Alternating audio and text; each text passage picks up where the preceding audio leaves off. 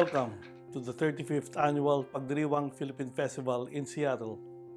My name is JP Paredes, and I'm the President of the Filipino Cultural Heritage Society of Washington, producer of the annual Pagdiriwang Philippine Festival, one of the 24 art and culture festivals of the Festal program of the Seattle Center. Pagdiriwang is the largest Filipino art and culture festival in the Pacific Northwest. Pagdiriwang is traditionally held at the Seattle Center with the support of the City of Seattle and its instrumentalities such as the Seattle Center and the city's art and culture sector, and Festal's major sponsors, T-Mobile and For Culture. Traditionally held in late spring during the first weekend in June, Pagdiriwang offers more than 100 hours of content that cover dance and song performances, martial arts, exhibits of fine arts, artifacts, textiles, photography, and history, readings of poetry and plays, a film festival, culinary arts and cooking demonstrations, workshops, children's hands-on educational activities, booths offering information or selling hot and packaged foods and dry goods, bands, and many other events that offer Filipino artistic and cultural content. This year, as in 2020, Pagdiriwang will be held virtually because of the challenges posed by the pandemic. Of course, it need not be said that festivals offer a deeply satisfactory experience to the attendee when experienced in person. Despite the challenges, the art and culture content can be experienced, although compressed within 6 hours throughout the weekend. We remain hopeful that we will be able to return to the in-person format in 2022, in time for the Pagdiriwang's 35th anniversary. While there are limitations posed by the virtual format, there are opportunities as well. One great development is the infusion of overseas talents that would have been prohibitively expensive and logistically challenging had we invited them to perform in person. With the virtual format, we can request anyone in the world to perform, as in last year's Visual Fine Arts exhibit by Philippine artists led by Grandier Bella, and with the use of the ArtStep app. The viewers were treated to a virtual tour of an art gallery featuring several paintings by Philippine artists, as well as real-time sketching workshops that would not have been possible to stage in person. As you will see from the program we prepared for you, we will be presenting 3 hours of content on each day of Saturday and Sunday, June 5 and 6, starting at 1 o'clock p.m. Pacific Time. I am extremely proud to introduce this year's excellent quality performances by the Philippine legendary violinist, John Lesaca of Manila, Philippines, vocalist Timmy Pavino, who will perform his composition, Something Keeps Holding Me. The dance performances of the Filipinas Performing Arts of Washington State, or FPOS, and the Filipino Community of Seattle, or FCS, Kalahi Dance Company, both choreographed by Juliet Omli Kawas Chitel. The introduction of the Filipino Community Village by the Filipino Community of Seattle. The artifacts and fabrics of the Philippines to be presented by John Paredes. The cooking demonstration by the creative cook, Sylvain Snor Alarilla of Snor's Kitchen. Sa Pinoy Word Express Kultura Arts, Agham, Pabula at Kultura, coordinated by Bob Flor. The Travel Back in Time, a photo travelogue by Leah Maminta Smith. The Community and Senior Services presentation by the International Drop-In Center. The Maguindanaoan Kulintang, a woman's instrument by Titania Backholt of San Francisco. The webinar entitled Uncle Rico's Anchor, Mostly True Stories of Filipino Seattle. by eminent author attorney Peter Bacho. The virtual art exhibit of various artists from the Philippines, coordinated by Grandier Hill Bella of Manila, Philippines. The performances of Kat Kat, Eli Yamson, Phil-Am Society Choir, Tabagis Band, and Tessa Mendoza of Musika at Iba Pa. Workshops on ancient Filipino writings by Christian Cabuay, and the traditional Kalinga tattoo by Lane Wilken. Previews of short films of the Diwa Film Festival, coordinated by Adrian Ellis Alarilla, PhD candidate at the University of Hawaii in Manoa. The Maranao dance, called Singkil, to be performed by Sayaw of the Filipino American Students Association at the University of Washington, or FASA, choreographed by Lizelle Moralea Hackett. The culinary art exhibit by Violet Noriega, Director of Philippine Cultural and Educational Services and author of cookbooks of Philippine recipes. And the serenades by Jerome Bolisay, singer and chef from Los Angeles, California. Thank you to Seattle Center and its staff, the City of Seattle, Festal's major sponsors, T-Mobile and For Culture, the Pagdiriwang performers, event coordinators, artists, and sponsors. Again, welcome to the 35th Annual Pagdiriwang Philippine Festival to celebrate the 123rd anniversary of Philippine independence. Thank you. Seattle is strengthened by the brilliance and resiliency of our diverse community. The diversity is also what drives and enriches Seattle Center's Festal. The 2021 Festal theme, Where the World Gathers, links together the series of 24 free festivals presented throughout the year, each with a unique cultural focus, identity, and a range of engaging activities. As a civic cultural series, Festal is unique in the world, bringing together organizations from our cultural communities to share their heritage and creative contributions with Seattle residents and to share it with the rest of the world who've been able to access the festivals online. I want to commend Festal producers and volunteers who, through these really challenging times, have maintained a platform of connection for our communities through these virtual presentations. You've persevered, venturing into new virtual worlds of music, art, movement, and cultural conversation.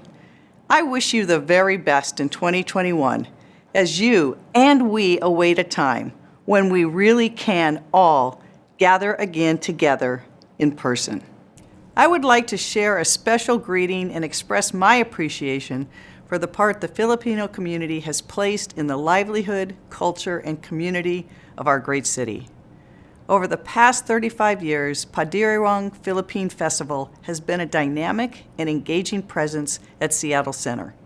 Pagdiriwang is the Filipino word for celebration, and I want to recognize this celebration's producers and volunteers who have worked so hard and creatively to put together this virtual celebration in 2021. I hope the weekend creates meaning and strength for the Filipino community and strengthens the understanding in the broader community for what your community contributes to our city and our region every day. Thanks for being here and have some fun. Hello, I'm Robert Nellums, Director of Seattle Center. It's an honor to be part of the opening segment for the Pagdiriwang Philippine Festival, a part of Virtual Festal 2021. Festal is a series of 24 ethnic cultural festivals produced by community organizations in partnership with Seattle Center. I am pleased to be speaking today with Juan Pablo Paredes, also known as JP, co-producer of Pagdiriwang Philippine Festival and president and CEO of the Filipino Cultural Heritage Society of Washington. Thank you, JP, and an extended thanks to the board of the Filipino Cultural Heritage Society of Washington for presenting 35 years of Pagdiriwang celebrations with Seattle Center. Thank you, Robert. Hello. And thank you to the Seattle Center and the City of Seattle, together with the sponsors and partners. Yeah, as you mentioned, Robert, this will be our 35th annual Pagdiriwang Philippine Festival. And all of those 35 festivals have been held at the Seattle Center. So that's since 1987. So we do have quite a history with Seattle Center. Yes, Pagdiriwang was foundational in helping Seattle Center develop a Festal program. We deeply appreciate this long established collaboration. And Festal events bring people together in celebration. Pagdiriwang literally means celebration and commemorates the anniversary of the Philippine independence. JP, can you talk a little bit about how we experienced this in the festival programming? Yes, yeah, basically, Pagdiriwang proudly expresses all that is beautiful and enduring in the Filipino culture. To celebrating independence from Spanish colonial rule in June 12, 1898. Celebration is expressed through the Filipinos' love for music, the finer things in life through the different forms of art, whether it's performance art or culinary arts. But we do have quite a list of events that we're having now. We also have workshops and lectures. Mm-hmm. Well, we have quite a large Filipino population in Washington, and Pagdiriwang has grown to become one of the largest festivals of the Filipino arts and culture in the Pacific Northwest. What do you find most rewarding about working on this festival? Well, the most rewarding thing that I find working for this festival is the opportunity for me to be of service through our outreach and education efforts.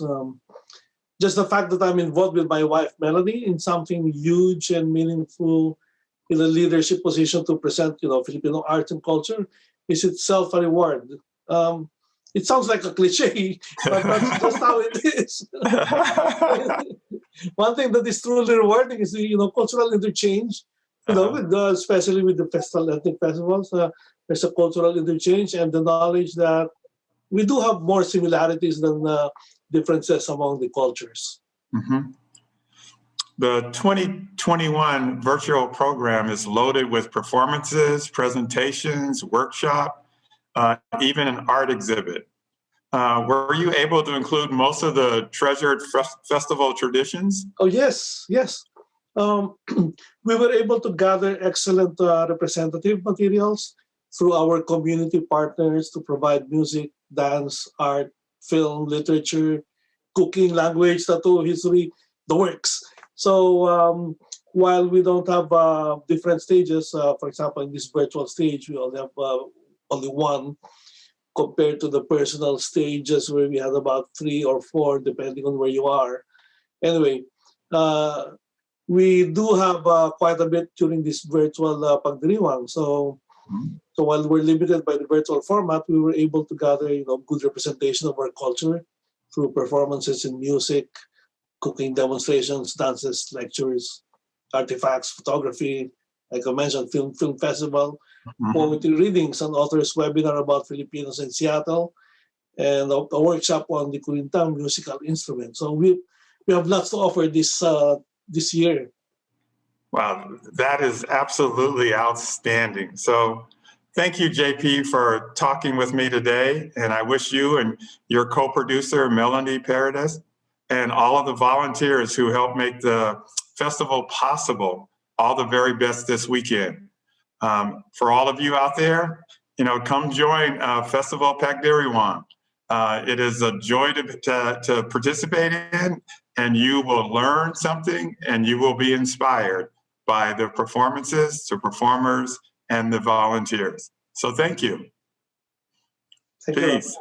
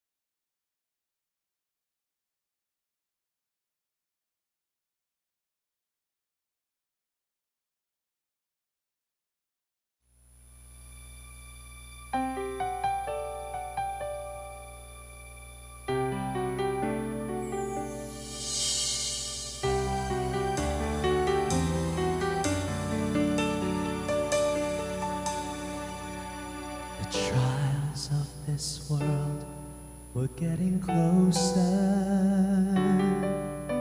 The pull I felt was more than I could bear.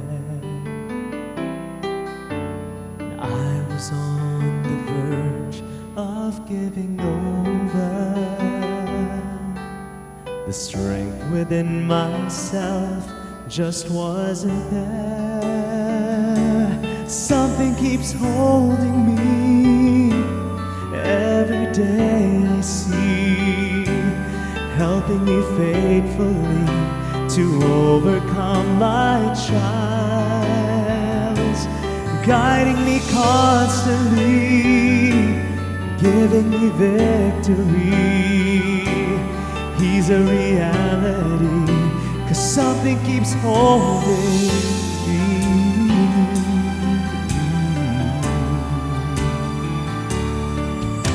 Satan laid before me his temptation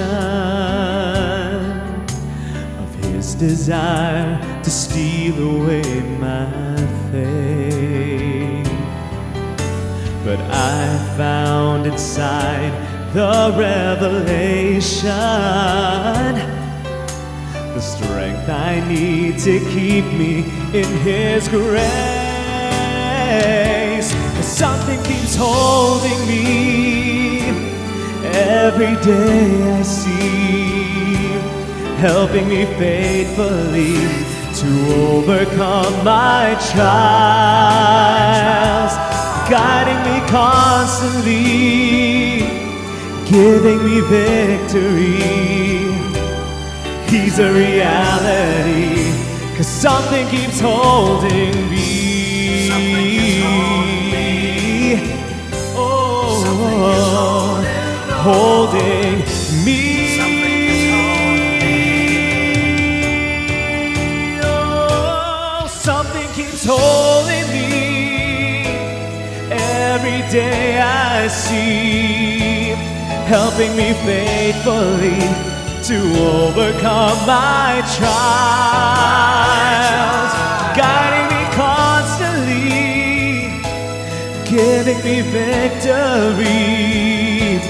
He's a reality, 'cause something keeps holding me.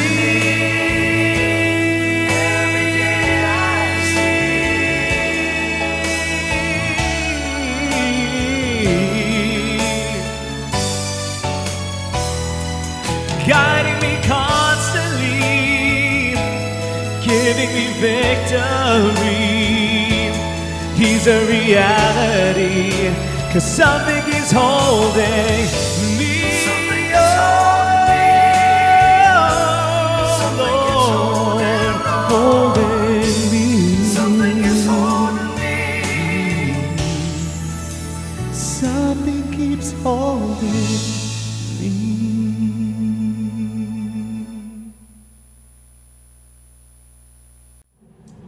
Magandang araw po sa inyong lahat. Ako po si Tim Pavino, and I would like to say thank you so much to Pagdiriwang for allowing me to come back and to celebrate with all of you this season. And I know it's a strange season. Some people would call it 2020.1. Save your applause. But it has been a hard year. Hard too. Almost, it's going on the second year now. And I really do pray and hope everybody is safe and well with all of your families and friends. And to those we have lost in this season, I do wish you condolences, and I do wish you hope and light. And I pray that with this strength, sometimes we have to remember that pain becomes our strength.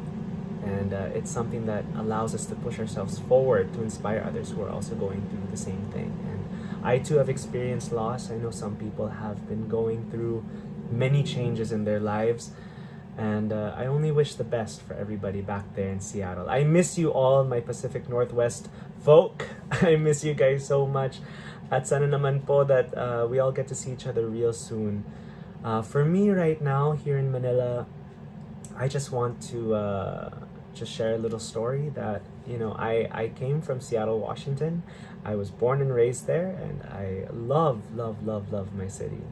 And but there was a calling for me here, and unexpectedly, the reason why I sang "Something Keeps Holding Me" is because something did propel me to come here, and I do believe that was God for me. And for you, it could be family, it could also be God, it could be friends that are pushing you past your limit to see what more you can do. And right now is the time for all of my fellow musicians out there, and not just musicians but artists there in Seattle.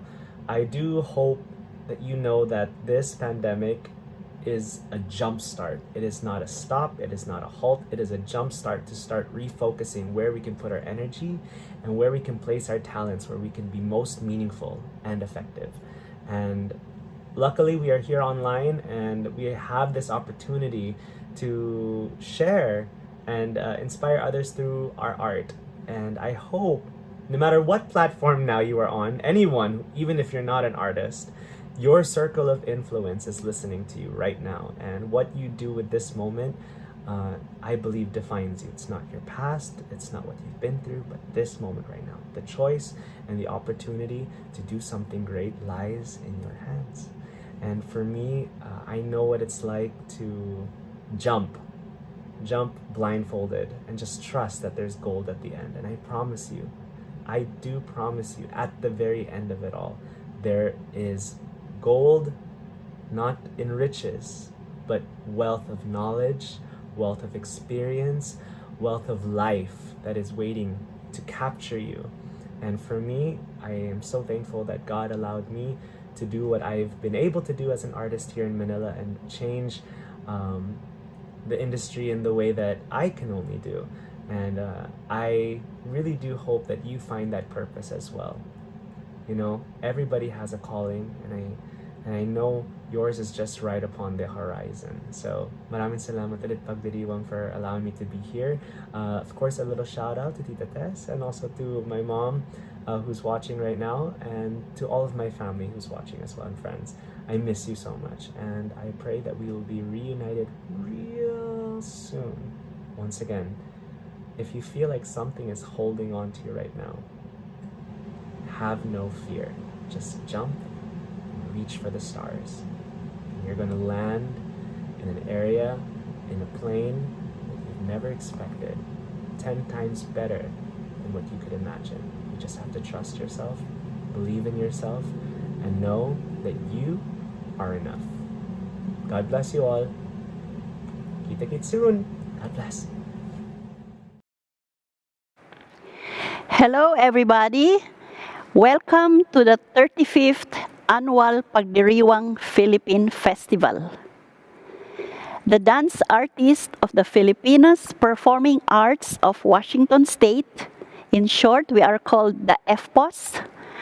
We are here to present to you today the Lumad and the Bangsamoro dances of Mindanao Island in the Philippines.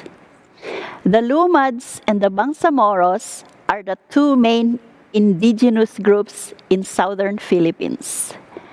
Lumads refers to the non-Moro or non-Islamized indigenous peoples, and the Bangsamoros are the Islamized, or they refer to the Islamized indigenous peoples. And so the first dance that we are about to perform is a ritual and a ceremonial dance called the Kaloob. It is a dance among the Manobo people of Bukidnon, Mindanao.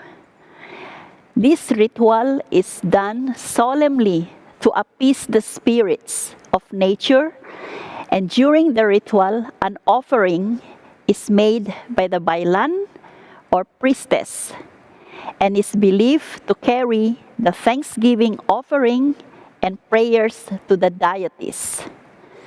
The Kaloob dance has two main parts, the Dugso and Inagong Sayaw-Sayaw. And then after the Kaloob dance, the next dance we are going to perform is the Tiduray social dance. The Teduray social dance is usually accompanied by an ensemble of handheld gongs called kulintang. And the music that is played is called kaatong.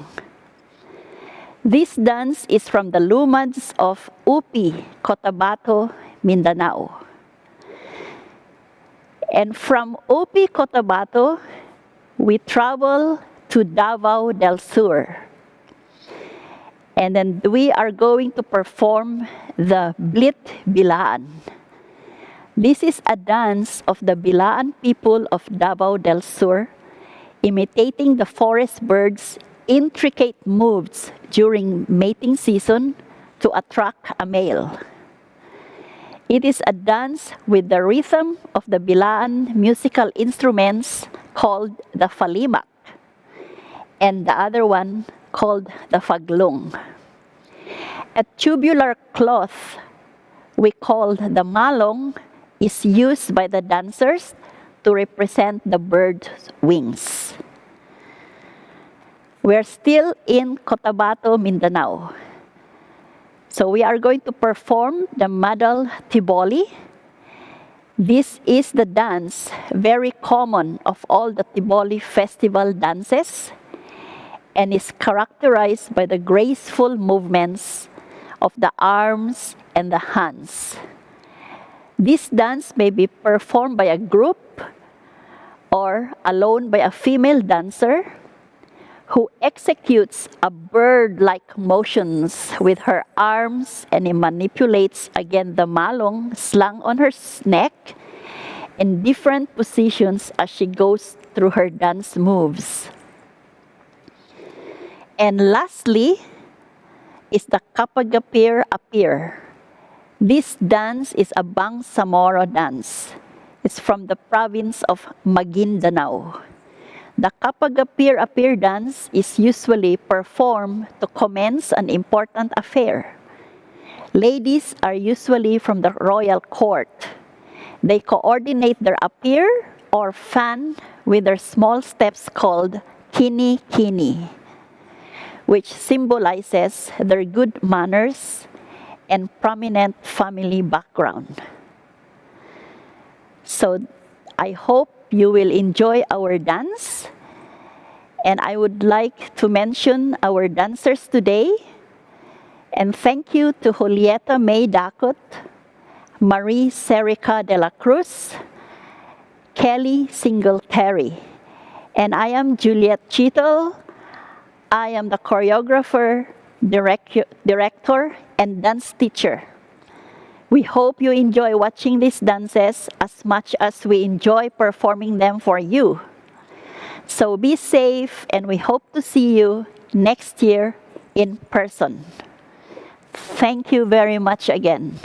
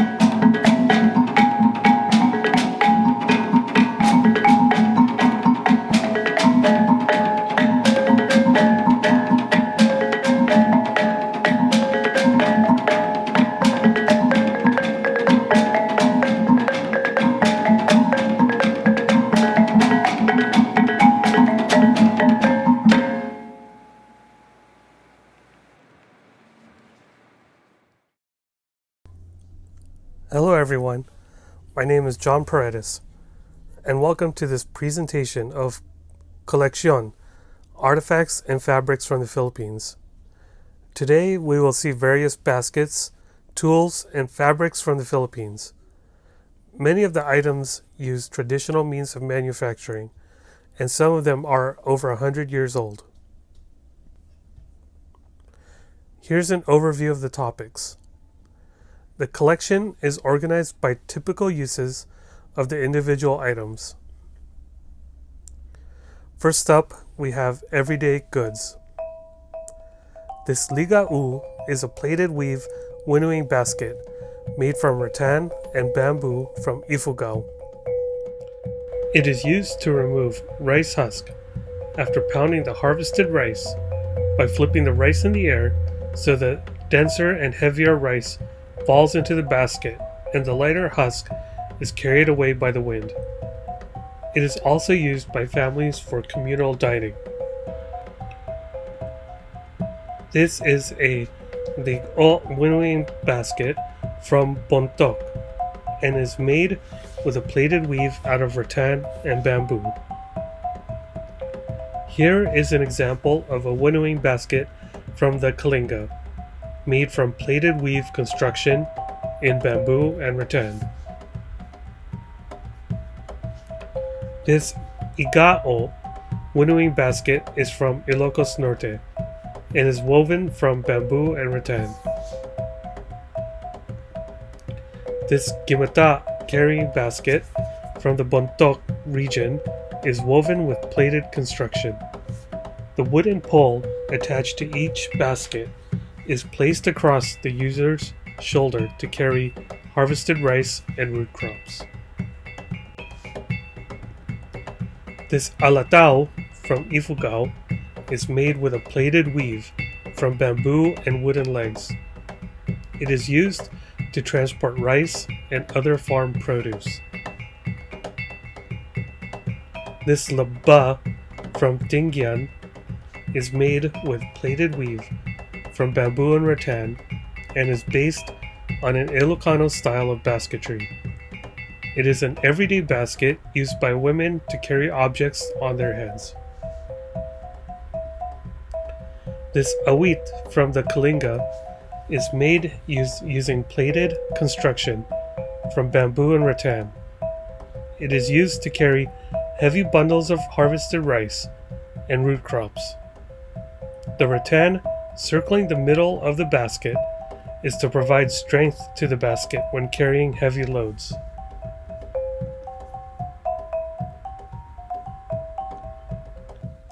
This laga from Ilocos Norte is an everyday basket for carrying heavy loads of root crops, vegetables, and rice. The basket is made using plaited weave from bamboo and rattan. This is another example of a laga from Ilocos Norte. This gupit is a plaited weave basket made of rattan and bamboo. It is an intricate basket made with 3 compartments. The lower compartment is used to store rice and food. The middle compartment is used to store tobacco, and the top is used to store more valuable items. This sangi from the Bontok region is an everyday backpack typically used to carry harvested rice, root crops, and vegetables. It has a plaited weave construction made from bamboo and rattan. The shoulder straps are made from woven rattan and can withstand heavy weight. This hapeeng from Ifugao is made with plaited weave from bamboo and rattan. The shoulder straps are made from braided rattan and can support heavy loads.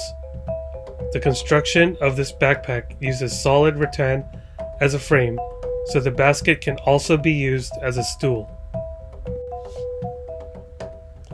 This upig from Ifugao is made using plaited rattan weave, one fitting inside the other.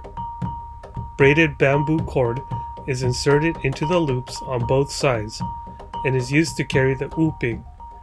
It is often used to store personal items. This is a rattan basket from Ilocos Norte made with plaited weave construction. It is an everyday basket used for shopping for fresh produce, meat, and fish at the market. This baston is made from carved camagong with mother of pearl inlays.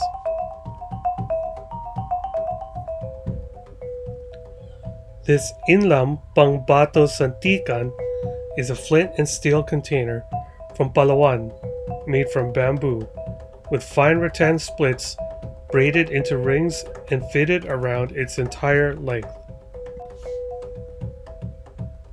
This scabbard for a farmer's machete is made using a plaited weave from rattan and a wooden base.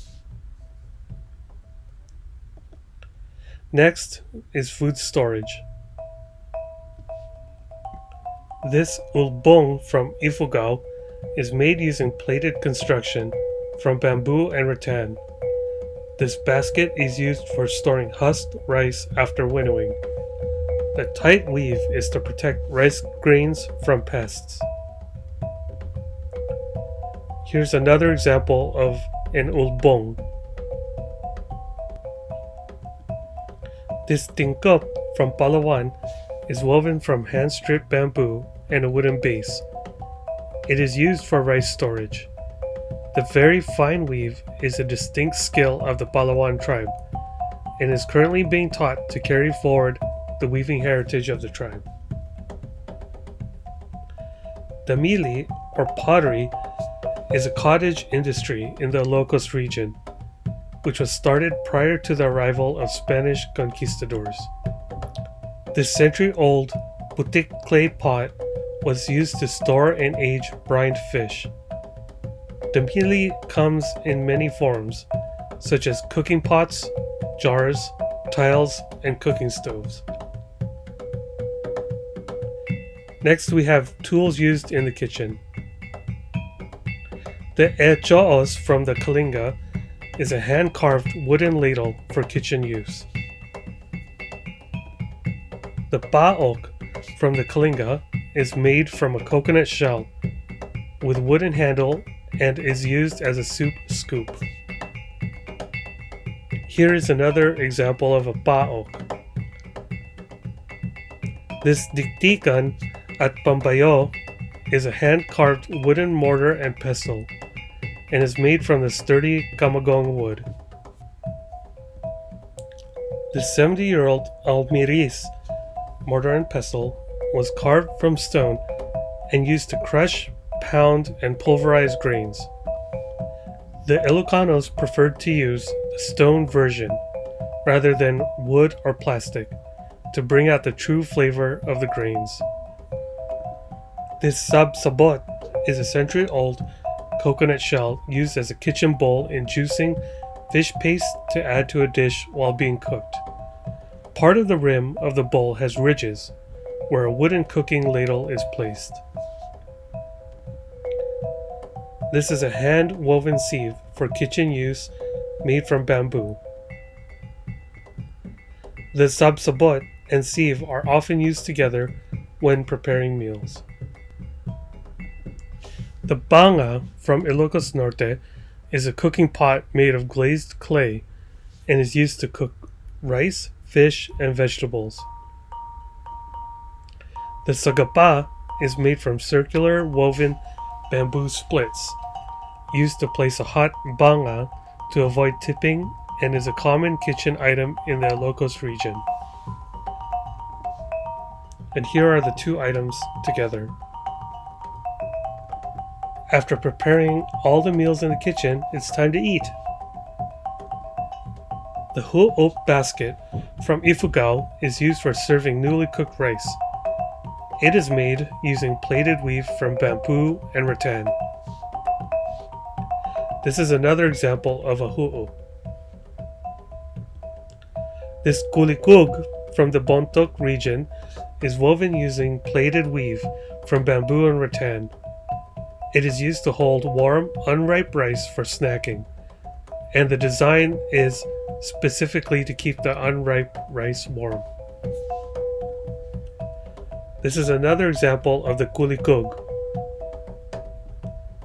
This topil from bontok is made using plaited weave from bamboo and rattan. It is used to carry rice and meat to be shared at a celebration. It is also used as a lunchbox by farmers. And here's another example.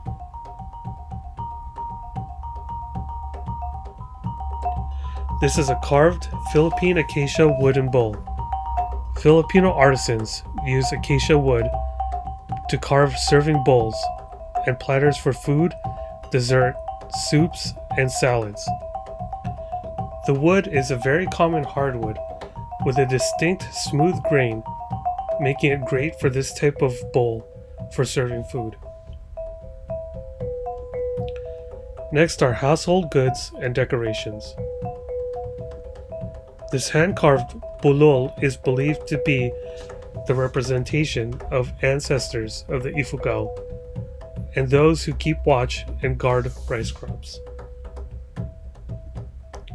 The lakub is art by the Maranao people in Lanao del Sur, Philippines. The surface of the bamboo tube is decorated with pieces of dyed paper. To make this piece, the bamboo is boiled to facilitate the transfer of the dye to the surface. This abuhan is hand-carved from kamagong hardwood. This is a vintage bamboo document saver, which were commonly used to store valued paper documents. This particular piece is from 19th century Pasukin, Ilocos Norte. Here's another example of a bamboo document saver. This particular tube is over a century old. Wood carving is a traditional form of art, expression of ingenuity and livelihood in the Philippines. The wood carving capital of the Philippines is Paete, Rizal. This particular piece depicts men from the Cordillera region and their dog companions.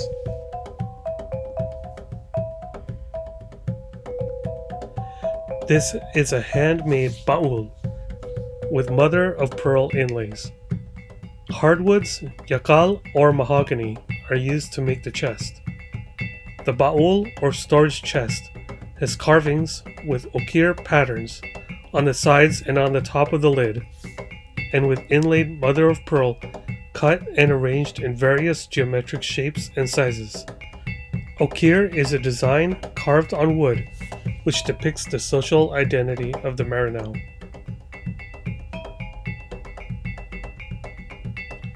This is another example of a baul.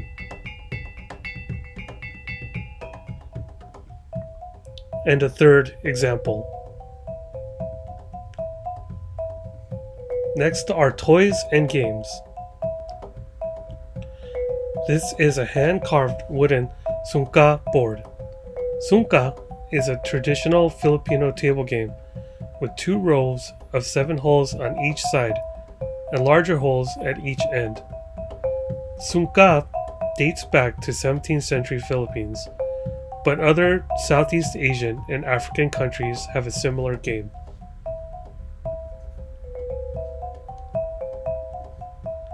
This is a wood-carved kalabaw. The kalabaw is a symbol of hard work and perseverance. The yo-yo was a tool to hunt for animals and used as a weapon in ancient Philippines, but eventually became a toy. Finally, we have textiles and clothes. The langkit is a multicolored strip of cloth that is woven and embroidered and placed in a tubular garment, the malong a landap, to enhance the style and design of the garment. The langkit is a traditional strip of cloth of the Maranao and is hand-woven using the back strap loom. This is a kalinga hand-woven cloth with the ilaglis pattern. Traditional backstrap loom weaving is still practiced in the Kalinga province. The patterns and designs of the weave remain unchanged through many generations. This is a hand-woven Kalinga cotton cloth with a Sinan Bituan pattern. This is a hand-woven Kalinga cotton cloth with a Pilagbagan pattern. The Yakan weave is composed of bright and bold colors, made of cotton done on a backstrap loom. Cotton loom woven textiles are called inabel by the Ilocanos. This particular cotton blanket is over a century old.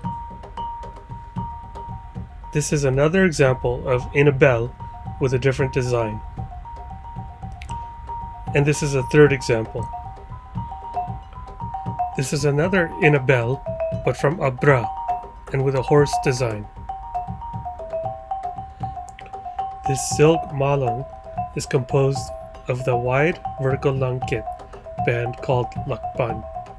The two narrower horizontal bands are called dobruyan. The ikat cloth is woven from the abaca fiber. The design of each cloth are interpretations of nature and daily life, and each piece of cloth is a story of one's personal journey. The cloth is colored with natural dyes derived from leaves, grass, fruits, barks, and other sources from the forest.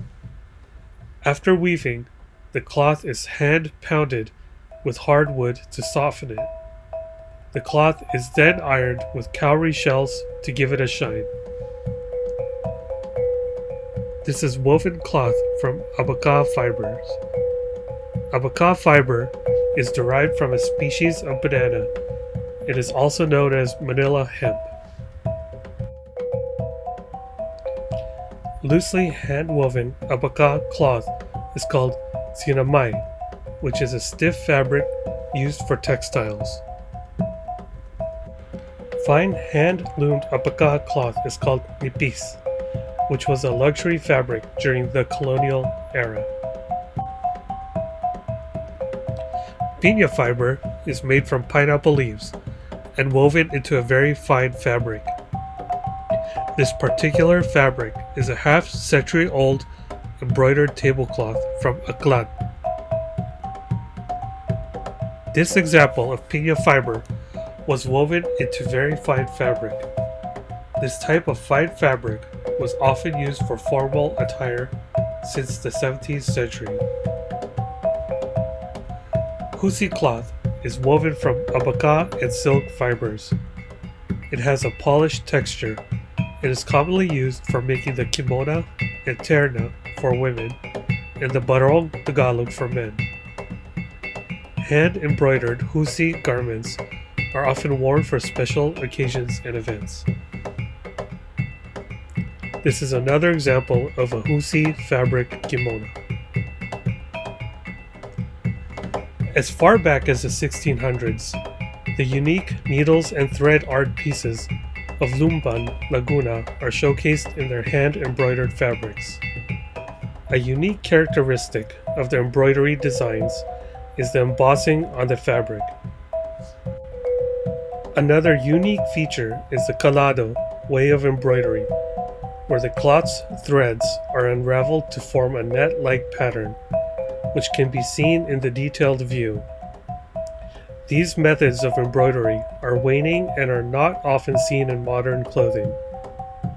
This half-century-old long gown features the embossed and calado embroideries of Lumban, Laguna. Thank you for your time today. You can reach me at the email above and see more of my photography at johncparedes.com.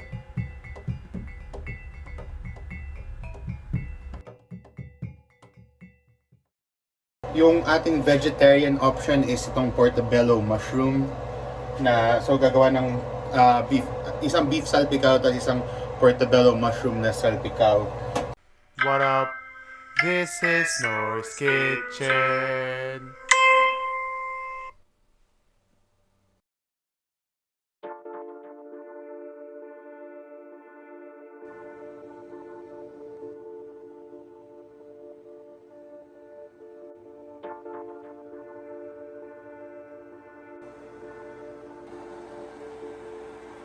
Yo, what's good? Welcome to Snor's Kitchen. Itong presentation na to ay para sa Pagdiriwang 2021. So right now, I'm just getting my pans ready. Inoil ko siya para hindi dumikit, and I'm gonna start heating them up ng mga medium fire. I got everything else ready, yung garlic, of course, yung onions, para medium siya na dice, or medium slices, and then to diced roughly. I got some butter here, which I will add here pagkatapos ng mag-heat up nitong pans. So aside from that, meron pa akong bell pepper here na nakaslice. Yung ating vegetarian option is itong portobello mushroom na so gagawa ng isang beef salpicao at isang portobello mushroom na salpicao. So gagamitin ko yung wok for that, and then itong cast iron para sa beef. So, habang nag-heat up tong mga pan na to, all the sauce. So sa snorskitchen.com, 4 to 6 na oyster sauce, 4 to 6 tablespoons ng oyster sauce, but you can add more to taste.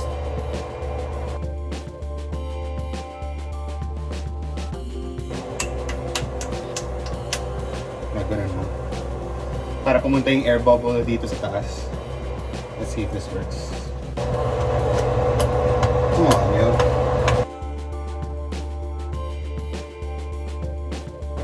I'm gonna go rogue on this one. There we go. So that's 1,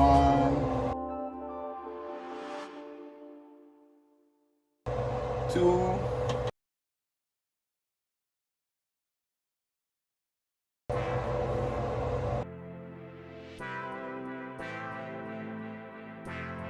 3,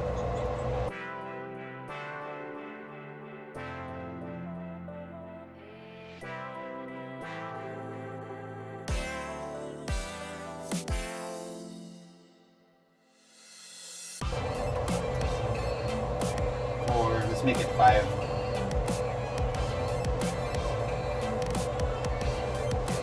Since it is for both recipes. Oh, come on.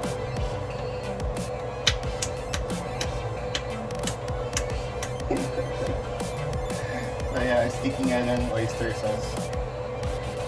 We'll add a little bit of soy sauce. Siguro dalawa lang. Just add some saltiness. 1 tablespoon.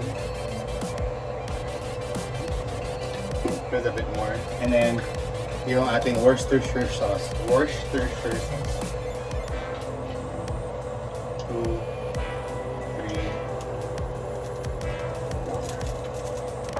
I'm just gonna keep that open. And then I have some brown sugar here. Siguro mga 3. You can always add later, pero ang pangit kasi pagka masyadong matamis yung ginawa mo, diba? So try not to do that. You can always add more sugar eventually. We're gonna add some spice with some cayenne pepper. I think that's good for now. Some black pepper. Mix it. So it looks like yung oil natin heated up well enough. I'm gonna lower the heat a little bit. Nalagay na ako ng butter. Siguro mga 2 tablespoons.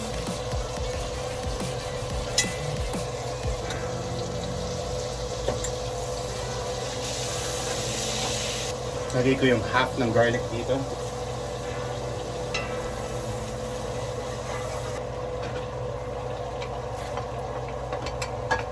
I'm gonna add some of the when this is ready, I'm gonna add some onions, but for this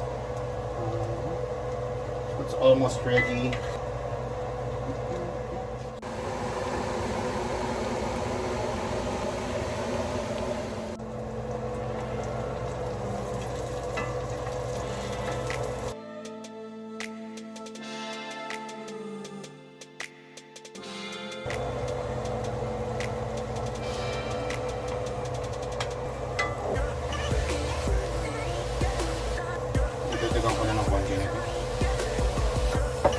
Worcestershire sauce. It was like, siguro madalawang, kasi the goal was to get like 1 garlic each. Like 1 whole ball of garlic for each dish, yung beef and the mushroom. So, parang dalawang handfuls of this garlic. Well, before na nasa Pilipinas ako, nag-order ako ng mga pulutan.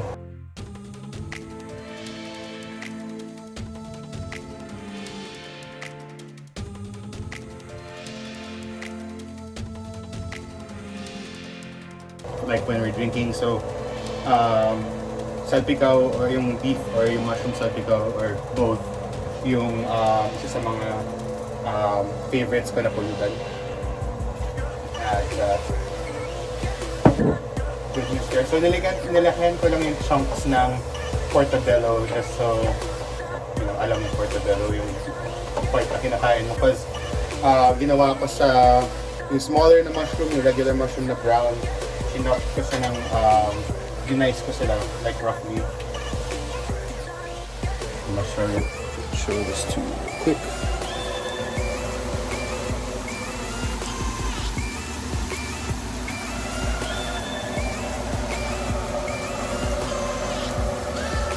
Okay. So the mushrooms yung para sa beef salpikaw, it looks ready. So I'm gonna set it aside. And we're gonna add a bit more butter again kasi maglalagay tayo ng beef. And this is a very greasy dish because it pulutan nga siya. So, but lately I've been just kinakain ko siya with rice, of course. Not so much with the beer anymore.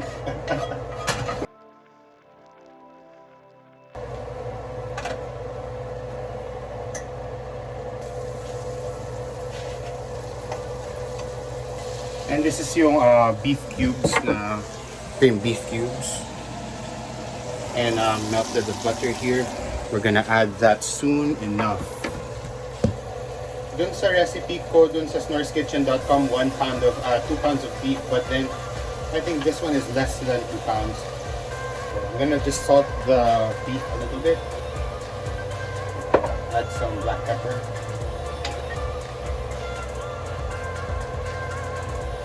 Tapos huwag nyo na lang sabihin sa tatay ko, pero lalagyan natin ng magic sarap.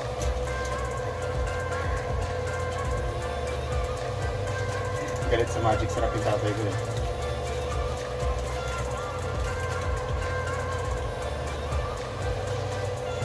Actually, mukhang malaki masyado yung slices ng beef, to be honest. But it's all good. Pagka mas brown na to and nag-subside na yung, magtutubig kasi siya. So, pag nag-subside na yung water nito, we are gonna add the sauce. This one looks good enough na mukhang wala naman ng excess water to. So, tsaka mukhang nag-isa na siya na mabuti. So, lalagyan na natin ng sauce yung mushrooms. 1 cup tong buong yung water na nilagay ko. So, we're gonna add like 1/2 cup ng sauce. A little bit more kasi syempre meron din mga oyster sauce and stuff like that. So, I'm just gonna put this on high, yung mushrooms, para ma-reduce yung sauce. Yeah, just a lot of waiting right now at this point.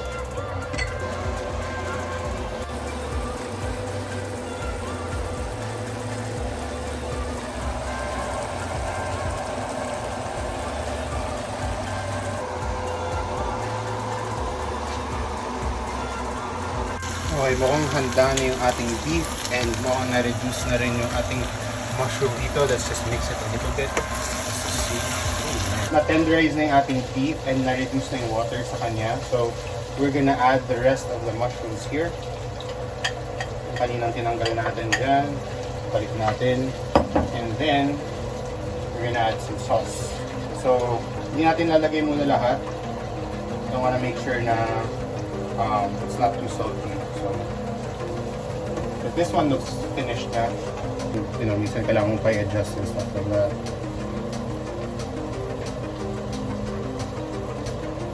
It's good. Dumikit yung flavor sa mushroom. Tapos yung smaller na mga mushroom is like a blast of flavor. So it's not too salty. And it's not too sweet either.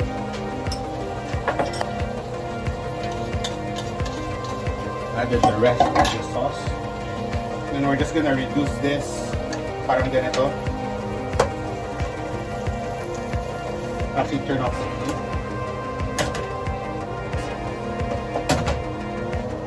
And we're gonna add yung bell pepper, like half of it.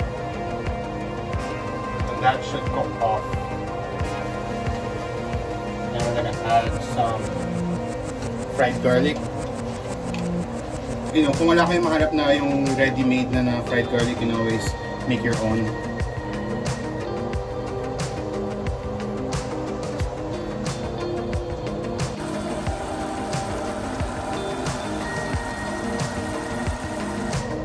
You just have to wait for this guy here to reduce. And syempre para ma-coat niya rin, ma-coat ng flavor yung itong beef with the oyster sauce. Of course, mas mabilis maluto yung mushrooms lang, of course. But it's gonna take a little bit more time just to reduce the sauce.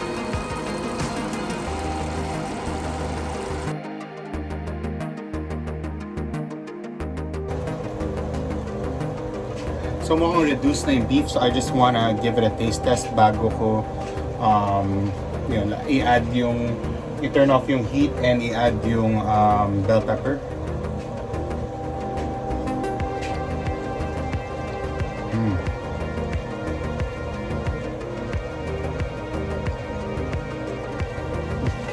Could use a little bit more pepper.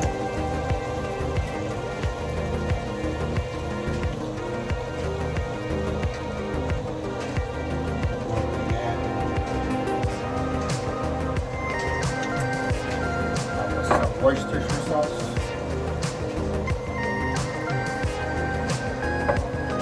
Minsan kailangan mo mag-adjust. So that's another tablespoon, about another tablespoon. Just gonna mix it a little bit.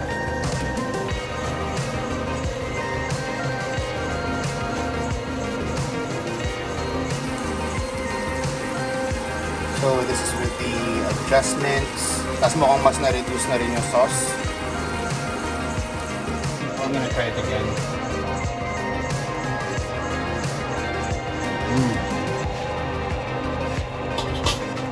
Yeah. It's perfect now. So add this. Turn off the heat. Mix it a little bit. Saying garlic bits.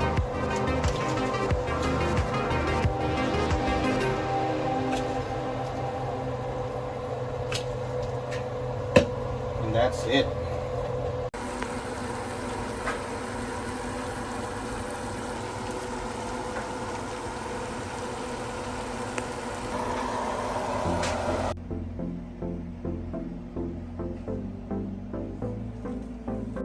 Alright, so gagawa na ako ng taste test and also my dinner. First we're gonna start off with the mushroom.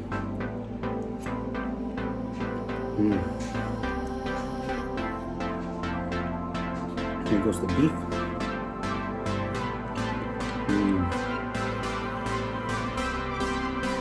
You can make it spicier kung lagyan mo ng siling labuyo. But for the purposes of baon and for my wife, hindi siya mahilig sa manghang, so we didn't make it too spicy. But you can make it spicy, make it your own. I would encourage you to make it your own. But you know, you have may parang general idea kayo kung anong lasa ng beef salpicao or salpicao in general, so you just kind of follow that. So this concludes our Pagdiriwang 2021 presentation of salpicao 2 ways. Thank you for watching. Visit snorskitchen.com. Peace out, yo.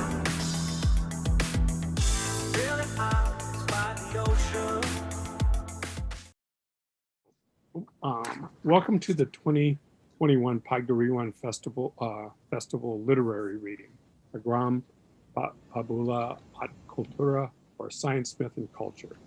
I'm your host, Robert Floor, and thank you for joining us, and I hope you enjoy today's reading. Pinoy Words Express was co-founded in 2006 by Maria Batayola and myself, with its first literary poetry reading at Seattle Center under the auspices of the Filipino Cultural Heritage Society of Washington State. The intent of Cultura Arts was to showcase Filipino American writers and artists to the Filipino community and to the larger Puget Sound communities by providing a platform in which they could present their works and their talents. But before we begin the reading today, we want to take a moment to acknowledge that the Salish people are custodians of the land on which we meet today and pay our respects to their past and present. We are also in support of Stop the Hate efforts to curtail the egregious hateful attacks on Asian Americans, women, and BIPOC communities.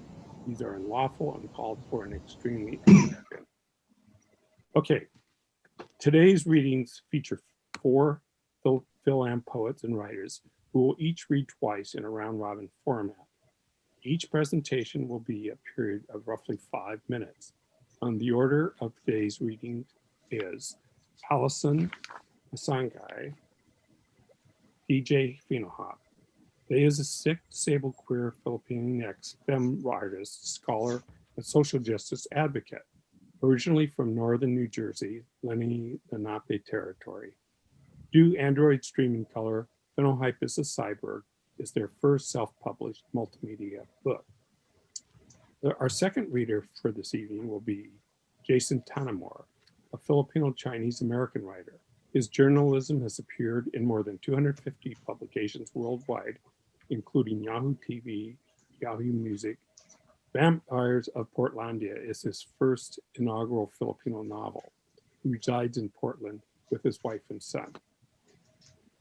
Our third reader or performer is Kailayo Pestano. Did I say it right? Sorry. She discovered a deep love of hip hop as an immigrant youth, writing verses as a way to reconnect with their roots, and claimed space as a queer Filipina with a lot on their mind. Since 2006, Kalayo has been inciting love and rage with incisive rhymes and raw delivery in her performances. Our last and final reader is Angela Garbes, the author of Like a Mother, an NPR Best Book of 2018, and a finalist for the Washington State Book Award for Nonfiction. Her work has appeared in New York Times, New York Cut, and on NPR's Fresh Air. She lives with her family on Beacon Hill. So with that, we're going to begin with Allison. Thank you. Yeah, again, my name is Allison Masamka. I use she, they pronouns. My writing right now is helping me explore my body and my whole self outside of white supremacy. And my hope is that folks who listen or witness are inspired to take on similar journeys of self-reflection, imagination, and radical action. What I'm reading today will engage with some theory around radical technology and media, though much of my work also includes subjects like Aswang and more pre-colonial Philippine folklore and history. Okay. So this piece, I just wrote it for myself and I'm not gonna post it anywhere. But it's called Concussions. If you were to compile all of the research studies on concussions and traumatic brain injury that don't focus on athletes or the military, then maybe you'd begin to understand how little I know about myself. I'm 1 to the nth power. N equals the number of concussions I experienced in this lifetime, which doesn't ultimately change the value of 1, but certainly prolongs the amount of time those beyond 1 would take to process the logic that brings us underwhelmingly back to 1 to the nth power, who isn't really different, but definitely will never look or be or operate the same way as the 1 we all used to know and love ever again. The most painful part of multiple concussions is that this may be the most Filipino I've ever been, fractured from previous versions of myself that still tap my back to simply ask for recognition, and then having to function as if the damage never happened, and pain has more to do with feeling an unsatisfactory body-like longing and has nothing to do with accepting emotions beyond happiness and feeling the realities of collisions, violence, conflict. Disoriented, balancing an axis of explicit and implicit violence on my skinny shoulders, unable to even remember if my own history was taught to me, unable to remember the thought before the headache. The real pain is layers of colonization used imperialism, white supremacy, colonial mentality, walking into hospitals and sharing smiles with people in all types of uniforms that look like me, but still won't be able to fully support me with the tools of Western institutions. What really hurts is that some people would prefer me to feel this way. I recently read Glitch Feminism, a manifesto by Legacy Russell, where she argues from a Black, queer, and femme perspective that glitches of digital technology are not true errors, but actually important integral parts of disrupting the binary systems of offline and online life. Glitch feminism transcends the ones and zeros of digital binary language and the gendered body, so that one, to the power of the Black and brown, the queer, the trans and non-binary, the disabled, may access and express their inherent fullness and multiplicity. Glitch feminism, quote, aims to make abstract again that which has been forced into an uncomfortable and ill-defined material, the body. Legacy Russell brings in the words of protagonist David from Giovanni's Room by James Baldwin, quote, it doesn't matter, it is only the body, and it will soon be over. Then Russell explains, quote, we ghost on the gendered body and accelerate toward its end. Find me where the gendered body ends. Find me hacking the genetic code embedded by ancestors in my spine.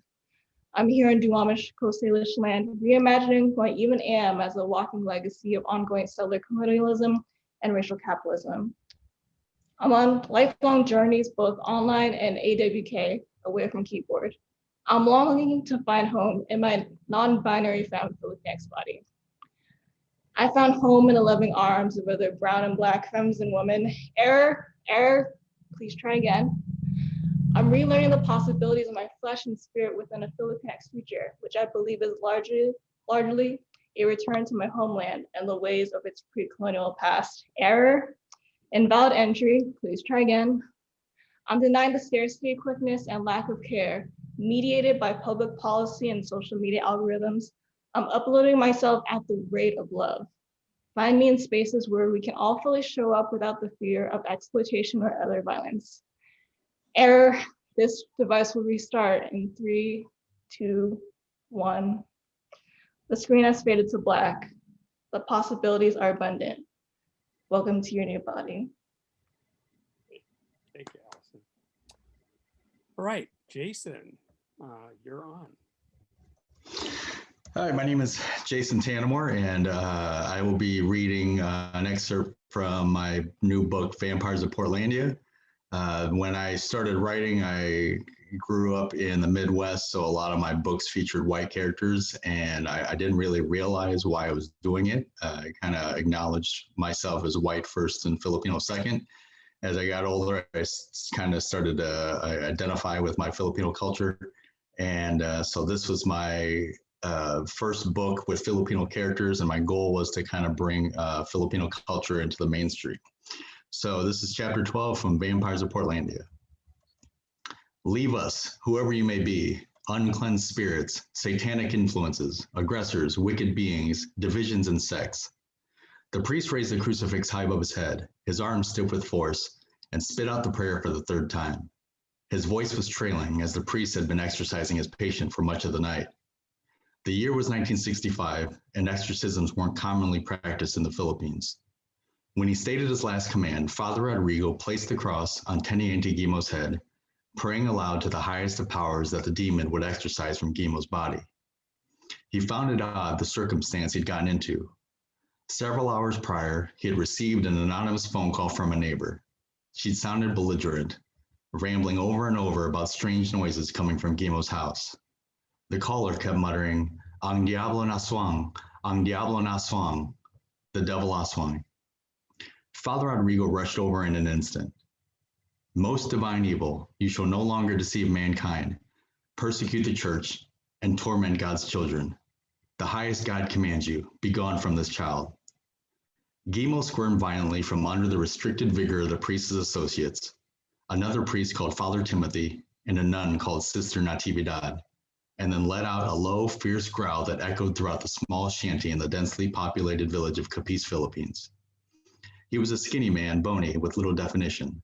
There wasn't a soft spot on his body, and his head was full of hair, short black strands that were slicked back across his skull. His features were distinct. Gimo was quite the looker. The three zealots pushed Gimo down to the bed, applying more force than before. His legs were kicking, but no matter how hard he tried, he couldn't break from their grasp. The nun dodged the assault, and she was able to maintain her position, forcing him onto the bed with all her strength. God commands you, the faith of all holy apostles commands you, and the will of the sacred priests commands you. The blood of the highest God and the devout saints command you. Father Rodrigo raised the cross up high again, his palms sweaty from how long he had been grasping the crucifix, and then pressed it down firmly onto Gimo's forehead. With his arm tense, Father Timothy grabbed a bottle of holy water and doused the patient's body. The water splashed across Gimo. He craned his neck from side to side, ignoring the associate priest, and instead eyeballed Father Rodrigo with a cold stare. His eyes burned a deep blood red, and he foamed at the mouth. The holy water had no impact on Gimo. The priest moved forward, closer to his patient. When Father Rodrigo got nose to nose with the patient, something triggered him to jump back. Startled, his knees buckling, he loosened his grip on the crucifix, where it fell to the floor next to him. "What happened?" screamed Sister Natividad. Watched Rodrigo's demeanor was now shaking to his core. His mouth had fallen open and his eyes were wide like softballs. "Answer me!" The priest began to and shook in terror, and his pointer finger, which once directed his commands, orchestra conductor's baton, fell crooked at the restrained man. He had lost much of his confidence. The rest of his will was dying. The neighbor was spouting now made sense. Awesome. Thank you. Yeah, thank you. Jay. I enjoyed that. I enjoyed reading your book. Kalayo. You're next. Unmute. Ask to unmute.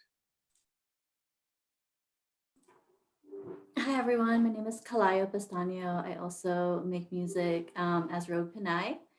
And I'm starting off with a piece that I wrote in the wee hours of the morning after finding out, well, not recently anymore, but that I'm with child. And I think that it's been, already such a journey around just learning more about what that, what that means for me, and trying to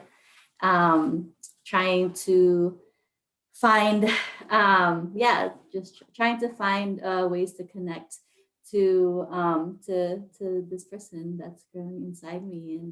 And so this is a little something I wrote about that. Also, this is this is my partner Andy, who will be doing a song with me in the second round. I'll get on the show. No, it's okay. You're already in the shot. No way, is it being recorded right now? Yeah. That's okay. So, you're reading now still. Yeah, so I'm reading this one. I want you to know the heat of mid-morning sun on the southern tip of Mindanao, where I took my first breath. This is the fire that brought you to life. This fire is our ancestors' promise that they shall always be with you. My darling child, I want you to know the sweet relief of the afternoon breeze. Actually, is Jason supposed to be like the main person on the screen? Is that odd? No, we can see everybody. I have it in. Oh, okay. Sorry. In my screen, it's just the way that it is, I think. Let me put it in gallery view too. I have it. I'll start over. I want you to know the heat of mid-morning sun on the southern tip of Mindanao, where I took my first breath. This is the fire that brought you to life. This fire is our ancestors' promise that they shall always be with you. My darling child, I want you to know the sweet relief of the afternoon breeze blowing from the sea, cooling the damp in your curls. This is the blessing from the moon who watches over you. When you go to the Philippines, they will tell you, stay away from crowded markets. It is full of pickpockets and smell like fish. They will tell you, don't stray too far into the countryside. It is dangerous and full of rebels. But darling, these are the places I have felt the lifeblood of our people, the same blood flowing in your veins. And in those moments, I have felt most alive. If you find yourself there, be aware of your surroundings. That is to say, take it all in and be present in your body and know who you are in this world. It's okay if your heart beats in your ears. Just keep breathing and noticing. You'll find everything you need within these jungles. Things are never what they appear. But then, if you know where to ask, there will always be a fierce warrior whose kindness will bring you to the other side. My darling child, I want you to know this generosity of spirit. Feel how our people look out for one another. It is embedded in who we are. They will tell you it is not safe to go there, away from the air-conditioned malls and high-end resorts. But ride a jeepney, take a tricycle, find the best silog at Cruz Naligas, try the fish balls, fried fresh on the street, and definitely get the sauce. Ask our people what province they're from and how they came to be here. You will find pieces of yourself in these snacks and these stories. I must tell you, there is some truth to what they say. You might not be safe in these places. You will likely be uncomfortable. But that feeling of being not quite will exist on both sides of the Pacific. Maybe you won't ever feel safe, but go where you can feel whole. I want you to know the feeling of making home, whatever land you choose. Despite how they look at you, devalue your labor, other your gender, or mock who you love, you will make a home, just like we're making one for you. Home is embedded in who we are. My darling child, you will know the safety of being wrapped in your father's arms.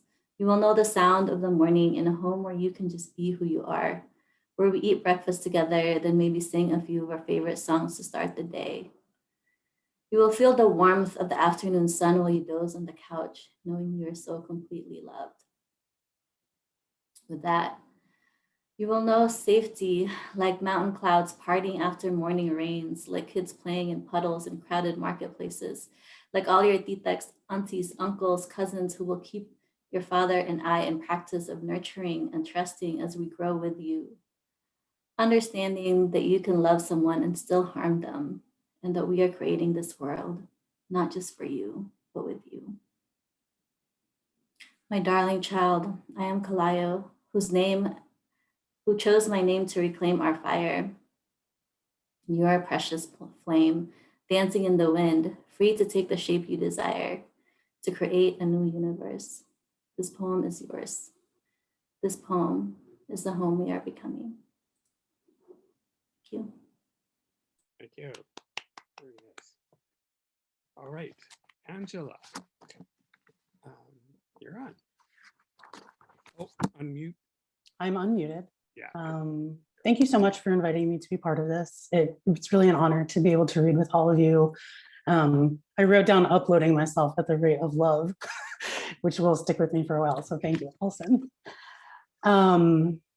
I'm working on my second book right now, which is around the idea of mothering as social change, like the daily repetitive tasks of caretaking as embodied resistance to white supremacy, patriarchy, ableism, and the exploitation of capitalism.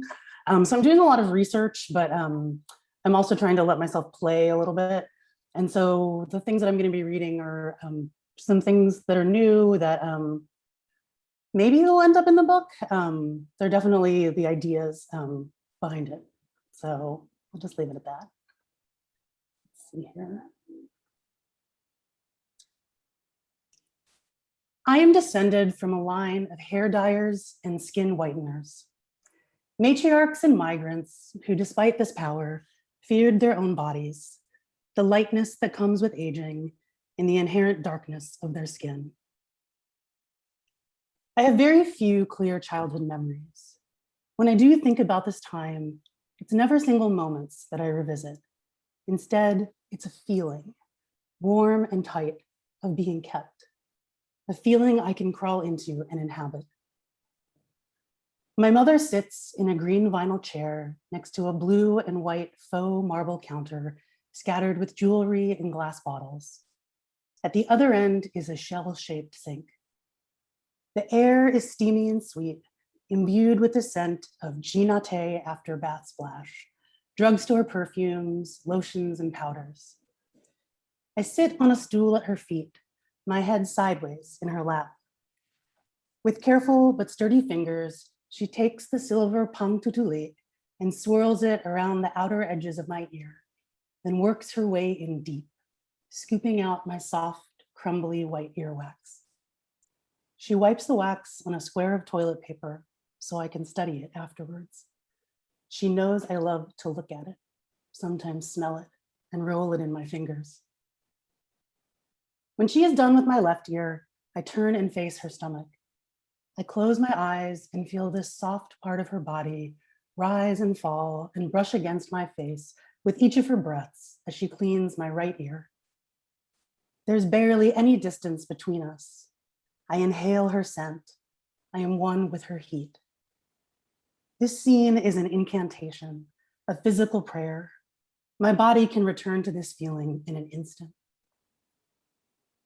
The pang tutuli is a flimsy thing made of cheap aluminum. In less caring hands, it could cut the delicate skin lining an ear canal or puncture an eardrum. My mother wielded it expertly, tenderly excavating my body's waste. Having my ears cleaned right after a bath made it easier. Body damp and relaxed, earwax softened. But if I'm being honest, I preferred having it done when I was dry. I liked feeling my mother's effort, her digging and the resistance, the careful vigilance required. Sometimes, as a weekend treat, we had champorado and tuyo, one of her favorite meals growing up, for breakfast. I whined about having to separate the fish from the tinik that sometimes stuck in my throat and made me gag. My mother painstakingly pulled the meat from the fine bones to make a pile of salty brown fish for me to mix into the dark porridge. Once, just a few hours before my parents were set to leave on an international trip, I shaved a long ribbon of skin off my shin while flying down our gravel road on my pink banana seat bicycle. My mother, a nurse, took a new toothbrush from its package and used it, along with stinging hydrogen peroxide, to scrub every last bit of dirt and tiny stone from the weeping wound. I screamed, but she persisted. She never hesitated to be firm, even rough, when necessary. For the Vietnamese, a lot of love is articulated through service, says Ocean Vuong in an interview I read. We don't say, I love you. We cook, we massage, we kauja, we scratch each other's backs. A surge of recognition runs through me. My mother has certainly told my brothers and I that she loved us, but always in English, not her native language. She emigrated to the United States in 1970 and became fluent in English and much of American culture. But I sense that she might still be more comfortable giving and receiving love in demonstrative ways. Like so many immigrants, she adapted, but could never abandon what was instilled in her body. For much of my life, I thought words were the most important form of expression, but I don't think that way now. The body conveys love so much more eloquently. Hearing I love you is nice, but it's nothing compared to feeling it, your body absorbing the message from another. Thank you. Thank you. Very nice. Very nice. Okay, that concludes our first round. I was going to going to read a couple of poems from Alascaro Memories. This was, I spent 4 summers in the Alaska canneries in King Cove. And so this was my chapbook back, God, feels like 1,000 years ago, but it's worn pretty well. So every so often I pull it out and read something from it. So today I'm going to read 2 short poems. And one is called Bunkhouse, where there were actually 2 Filipino bunkhouses side by side. Bunkhouse. Cookie welcomes us to his mess hall. A stocky Filipino. He wears an apron over a t-shirt. Hot makalakasai, he laughs. Coffee and lunch served and rooms assigned. We climb to the upper floor. Seasoned Alascaros circle rummy and paigao tables, carefully eyeing us. We unpack, sweep, carve our beings into plywood walls. Bob Loves Linda, 1963. That's the first poem. The second poem is called White Bunkhouse. 2 bunkhouses quarter our Filipino crew. Early mornings, we traipse the boardwalk to cannery.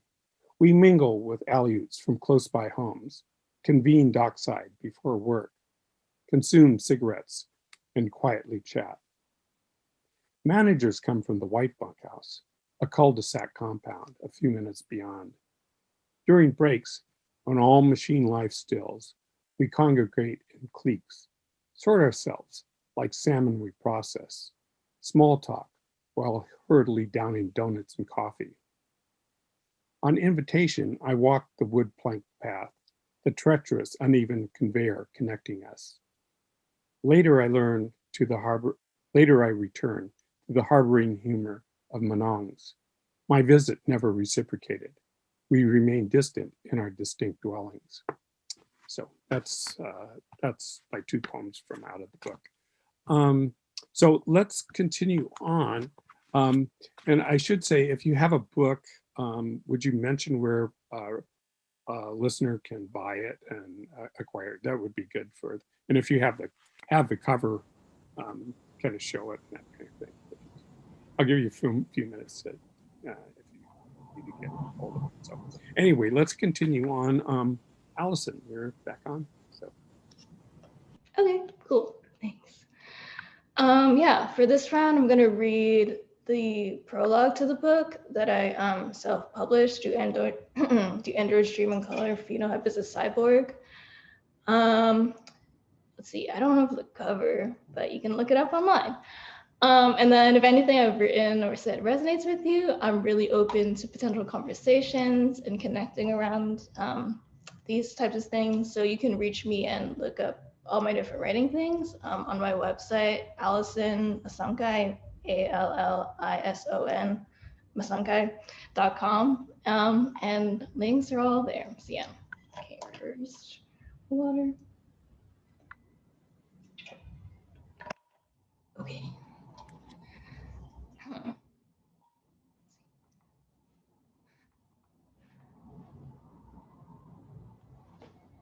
I remember when I realized that a word other than human could describe what I am. After putting away equipment from a game of dodgeball in my 5th grade PE class, there was extra time before we were allowed to leave the gym for our next class. Impatient and undirected, some of my classmates wanted to continue playing dodgeball while we waited. We already put away all the foam dodgeballs. Privilege empowers you to act without too much thought, or maybe my classmates were truly not thoughtful. I want to play dodgeball too. Where are the dodgeballs? I thought to myself, with my hands in my pockets and my mind in a human place. Did no one else also ask this question before picking up the tennis balls? I just looked up that the suggested beginner speed for a tennis ball launcher is between 10 to 20 miles per hour. I'm going to guess that a 5th grade white kid wanting to play dodgeball with a tennis ball can throw roughly this speed. Where are the no more time for questions? Oh no. A classmate tried to start a dodgeball game by throwing a tennis ball, and it hit my right eye. Throbbing melted to my face and ears. I heard a loop of the AOL dial-up tones that sound like a hybrid of a goose before it poops in the middle of a walkway and a hungry Pac-Man ghost crying. My vision became a crying LCD screen. Digital blue, green, and red, plus some purple pixelated shapes filled up at least 50% of the screen. I closed my eyes and found solace in the grainy black vision before opening them to the Microsoft Paint default colors again. Are you okay? This is the reaction of a non-white child who's been conditioned by her family and society to suppress all of her pain and emotions. I heard a muffled chorus of mildly concerned voices coming from some classmates. Are you okay? You are okay. No one wanted to approach me. Maybe just wait for it to buffer. Did you try turning the machine off and on again? No more time for questions. Tennis balls continue to fly across the gym. Okay, maybe we can get the dodgeballs out if we really want to play, said our PE teacher playfully with a slight grin. Why do I feel like I want to punch someone? Oh wait, it's time for y'all to go to your classroom. We file by the door behind our assigned primary teacher and leave the gym. I feel like I'm teetering as I walk alongside my classmates. Green and blue and purple pixelated polygons continually emerge and decompress with my slowing heart rate. Is this going to be how I see the world for the rest of my life? Hey, is there something wrong with my eye? I don't think I can see correctly. Hello? My voice is steady, but my heart rate is fluctuating. I'm an overheating laptop with no room to breathe. I can hear my breath, a notification that my body is working too hard. My class files into the classroom, and it's time to wash your hands for lunch. My vision is 63% normalized with pixelated blobs with green and blue at the corner of my eye. Classmates start talking with each other about what they brought for lunch. I don't want pretzels again. I really like pretzels. Do you even use the hand sanitizer thingy? I don't think it works as well as the sink, but it's faster. I try to self-regulate my breathing. I look in different directions to see if any sights will inspire these bright square specks to leave my eyes. They're blinking at 85 beats per minute, the BPM of Spaz by my favorite band, NERD. Excuse me, I need to please wash my hands now. I calmly ask permission of my classmates. They step aside without a word. Their dusty sneakers and pale bodies brush aside and leave just enough room for my swollen, deep brown eye in the mirror above the sink. Oh my God, my eye's swollen, like below my eye and around it too. It's puffing up. I still can't see normally what's going on. My panic is an internal dialogue compressing itself into the back of my mind as survival mode initializes. Without any words from my mouth, I'm quickly hitting the handle down from the paper towel dispenser on the wall, soaking layers of folded paper towels with the sink's coldest water and pressing the makeshift ice pack to my right eye. My eye is swollen, I say again to a deadpan audience around me. My eye is swollen, my vision's different. I don't know how to explain it. My eye is swollen. I can only see so much because there's some bright blue and green and purple in the way. My teacher approaches me standing at the mirror. Allison, is your eye swollen? Yes. Okay. Our teacher walks away to pour pretzels out of the classroom's huge bag. I feel my soggy, sweaty guts twist and squish against broken down patience. My stomach knows how to tie itself into a pretzel. I back away from the mirror and keep pressing the paper towel against my eye. I allow the rest of my classmates to wash their hands in front of me, but my body's glued to the spot right in front of the mirror where I can see my eye starting to deflate. The LCD screen shuts off after a little white noise. Oh my fucking God, my vision is back. My eye's only a little swollen now. I don't want to blame anyone for hitting me in the eye, but there is an inherent error when my obvious pain, suffering, and helplessness go ignored. Technological obsolescence. If we just wait, maybe we'll get a new one to replace this broken one. I've gotten used to all types of white people looking at me and expecting either a superhuman machine or a nice looking thing that they can shut off or simply ignore when it's not working the way they want. Nothing will happen if I don't open my mouth. And you already use Spaz, seeing sounds. To update now, click install, or you can tap later and install tonight and choose install tonight or remind me later. If you tap install tonight, just plug your device into power before you go to sleep. Your empowered device will automatically update overnight after processing centuries of historical trauma, muting their insomnia, and finally getting the rest, care, and love that everyone deserves. Thank you. Taking us back to a brutal kind of grade school kind of situation. So anyway, Jason. Yeah. All right, I'm going to read again from Vampires of Portlandia. You can find it online. Just Google Vampires of Portlandia, or you can find me at tanamore.com. This is chapter 22. I'm going to set this up a little bit. So the family of Oswang vampires, Roger is the second oldest. He's kind of being criticized for not holding up his bargain to take care of the younger twins while the oldest Percival works.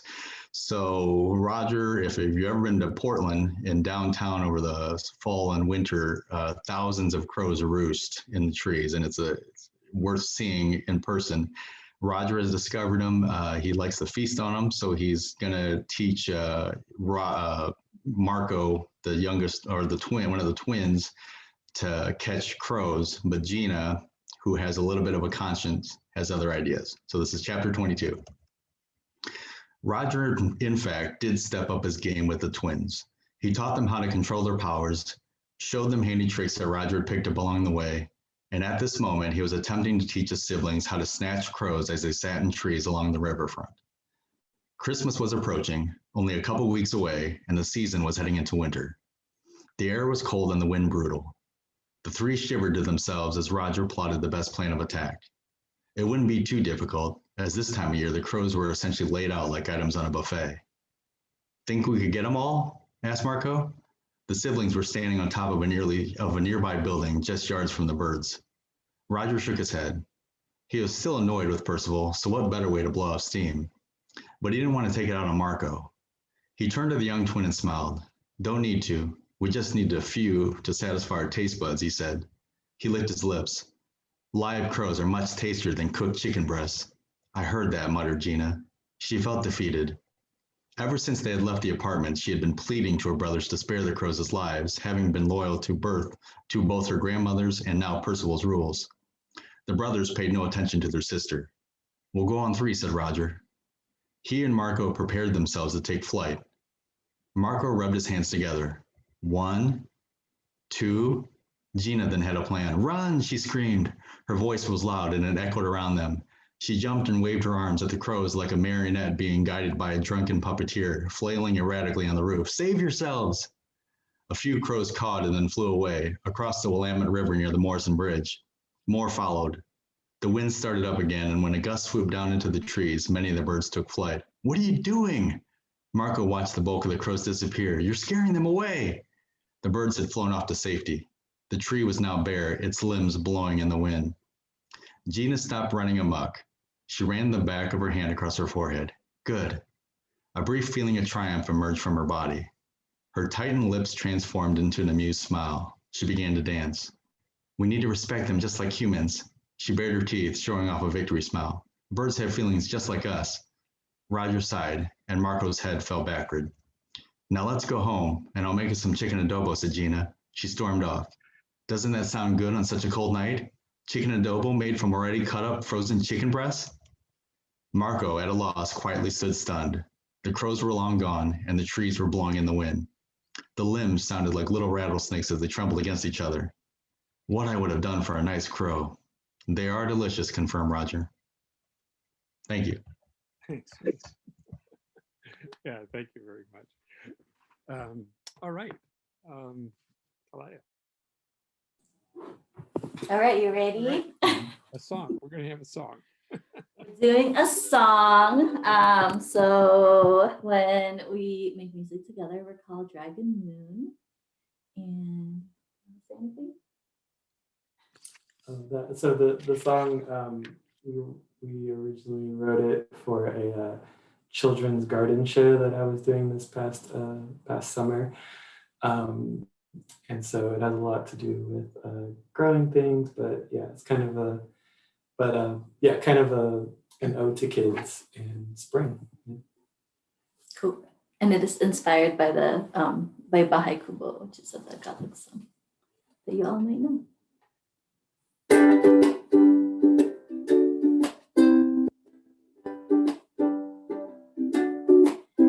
There's a time to sprout, peeking out from under. Then we stretch it out as the weather grows warmer. Get the sun and water till we bloom like a flower. Go from yet to fall, getting ready for harvest, bearing gifts for the world, and lay our seed to rest till our roots grow deeper into the earth. We are planted, even in the rain showers, we're making it happen. Seed to plant, to flower to fruit, moving through life cycles like me and you. Leaves and stems and flower and root, many parts make one whole, me and you, and it grows cold. Yet we're still here. We are the spring and they can't stop us.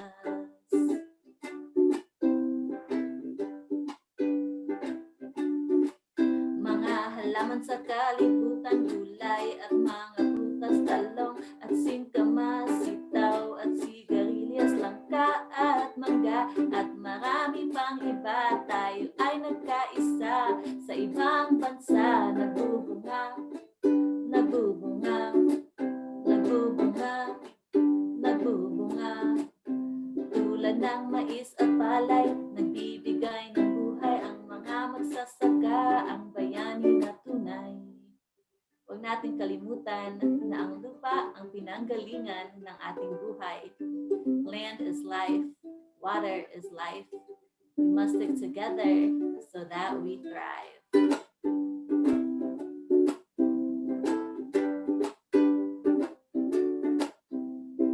Seed to plant, to flower to fruit, moving through life cycles like me and you.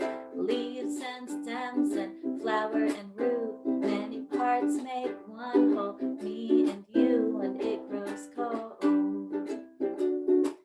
Yet we're still here, and it grows cold, and we're still here.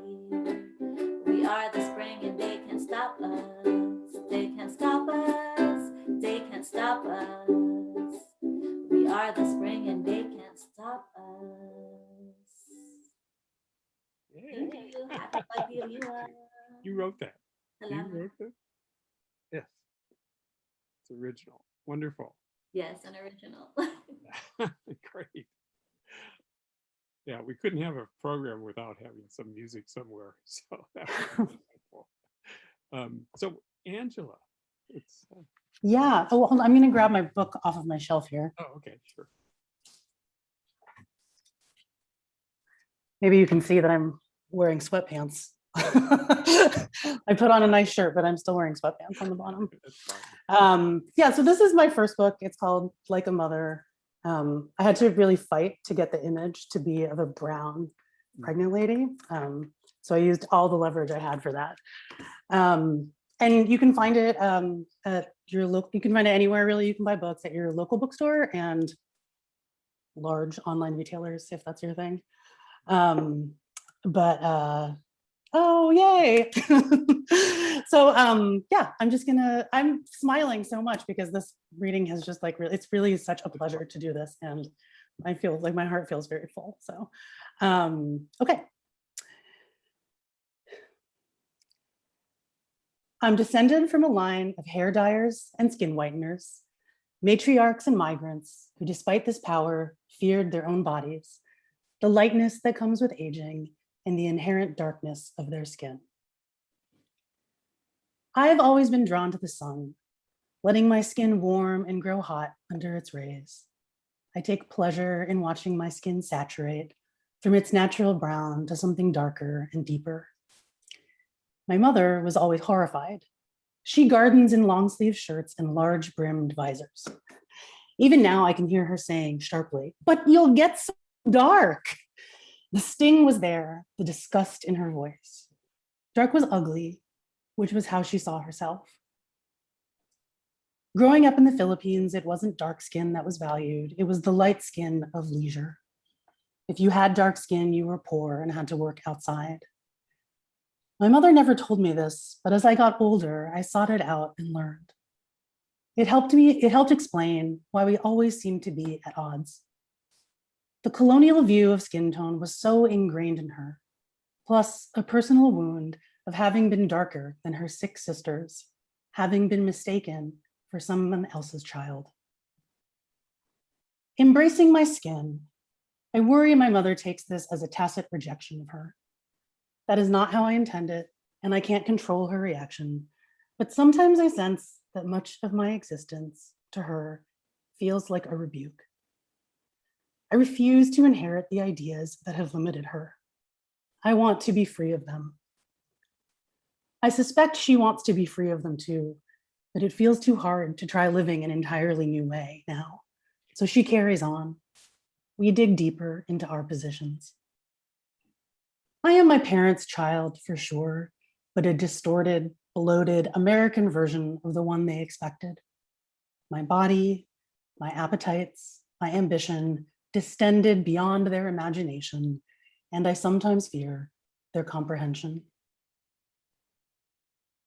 Settler colonialism insists that people like us suspect we might be better off living without our bodies. Their colors and shape, their constant needs, appetites, and changes. My urge is to rage against this. My mother's approach is to internalize and survive it. It's what she was taught, and it's what worked. I will never fault her for that, but I cannot abide. For almost 10 years, I dyed my hair to cover up my gray. Last year, at the beginning of the pandemic, when I decided to stop, my mother told me that I should keep dyeing it because you should look younger than me. I had to laugh. Yes, you look good, Mom, but you're still 30 years older than me. My 6-year-old also asked me not to stop dyeing, saying, I don't want my mama to look old. That's when I knew there was no going back.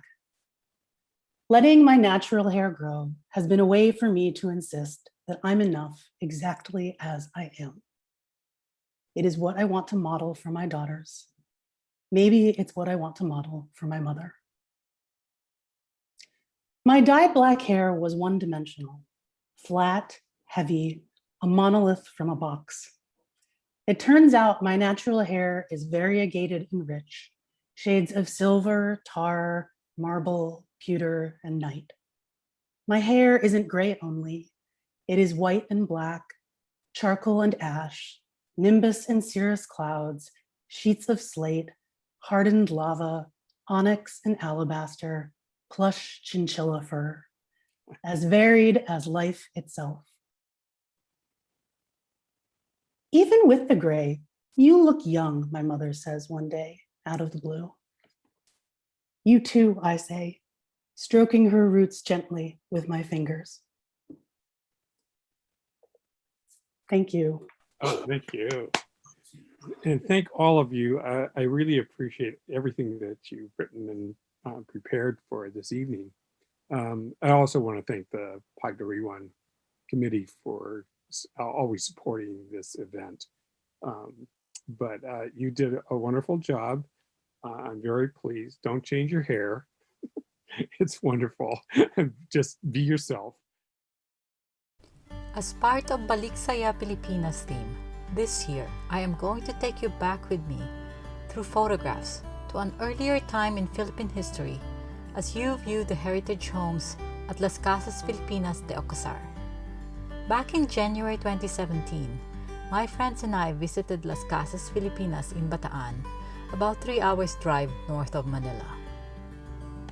We arrived in Bagak, Bataan in the afternoon since we planned to stay for the night. Immediately, we saw the beauty that surrounded the place with Mount Mariveles, a dormant volcano in the south, and the Bagak Bay in the west.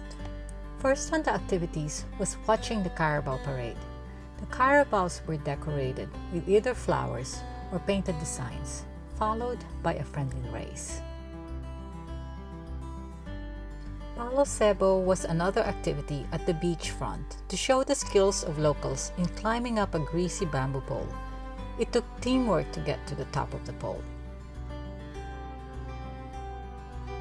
Time to view the various heritage homes. The homes were mostly restored Spanish colonial-era houses that were dismantled and transferred from their original locations from different parts of the country. Skilled artisans restored the homes to showcase their beauty and history.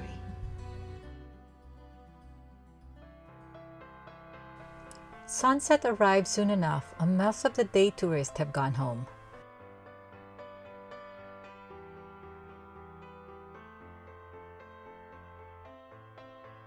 A view of Bagak Bay sunset.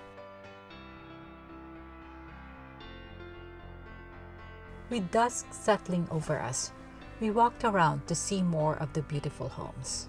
I was amazed by the details of the homes, with beautiful staircases and the statues adorning the outside corners. Staying for the night gave us an opportunity to see the architectural beauty in a different light. The waterways and bridges lit up, providing a relaxing mood. The Church of San Jose, a replica of Balanga Cathedral, was such a calming sight at night. The cobblestones of the street and the bridge added a feel of the olden days.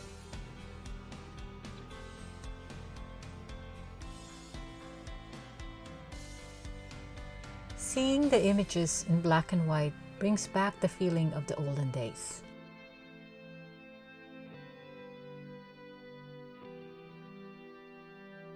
I love seeing the windows lit up at night.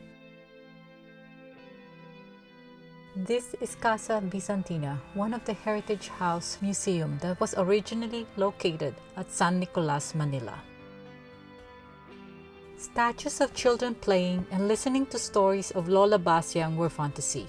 It reminded me of my childhood days of playing patintero, block and catch, in our neighborhood at night. There was also a statue of men playing stone checkers, another traditional game to pass the time. The nighttime offered tranquility to the place since there were not a lot of visitors at that time. The tram was my favorite subject to photograph since it gave me the feeling of nostalgia of public transportation in the good old days. We woke up before sunrise to see the blue hour. It was very quiet and peaceful.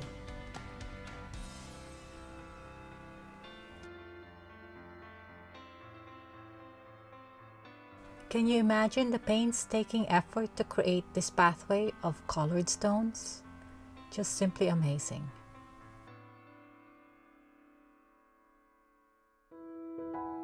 This was another gateway which led to the rice fields. Another heritage house with a statue on the balcony post was next to it. The river was so serene in the morning. Walking along the banks brought me to the Ifugao huts that were still under construction at that time. I came back to see the balsa, or bamboo rafts, and boats that then take visitors for a ride in the waterways.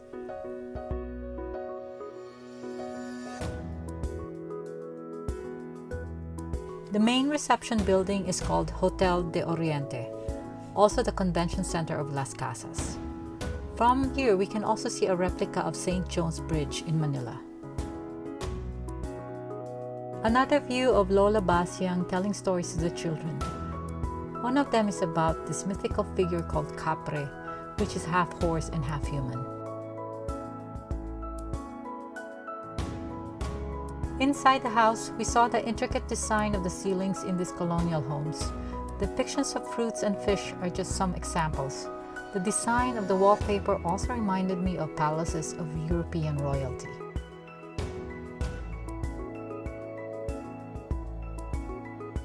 The ceiling also had art with the light fixtures, and the walls had replicas of famous paintings. This one depicted the Spanish colonial history of the Philippines. As I walked up one of the staircases, I saw a replica of Marsolo's famous painting, Planting Rice with Mayon Volcano. This one is special to me since my grandfather's home had a version of the painting and I did not know the artist, and still I saw this version on the wall. The talent of local artists were also exhibited with the mosaic paintings on the stairs or walls.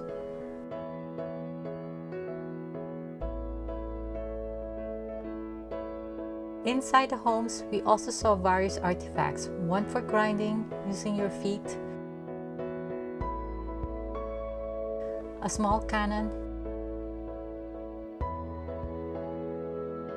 and a contraption for washing clothes. Some more reminders of earlier times included an old sewing machine and a fan, a collection of ice grinders for making halo-halo a favorite snack, and a collection of clay pots.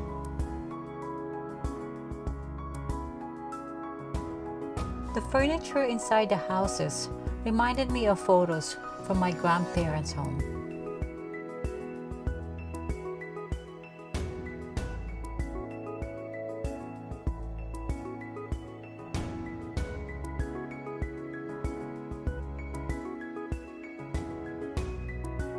Casa Lubao is well known for the colored stained glass windows.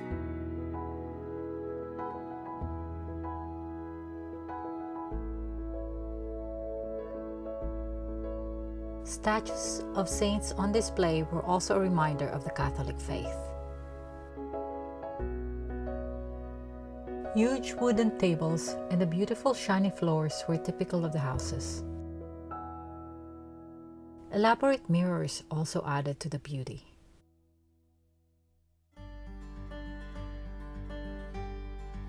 The doors of each house were full of character and made me wonder about the stories behind each one.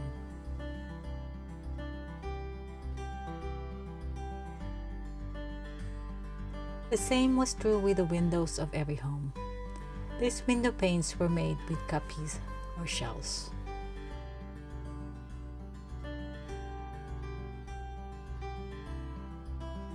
The following images are a collection of various window styles that I found at Las Casas.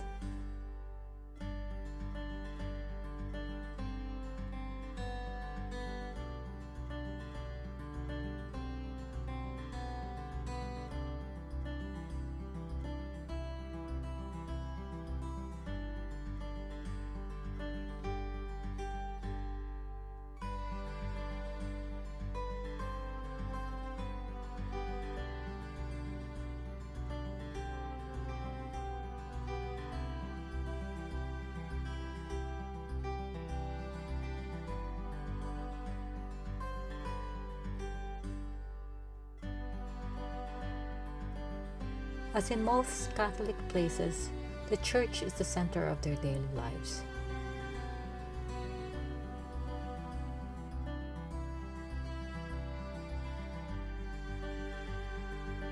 The church was still under construction when we visited. The man cleaning the church reminded me of the different forms of crosses that we carry. Seeing the kalesa also brought back a lot of fond memories of riding them when I was a small girl.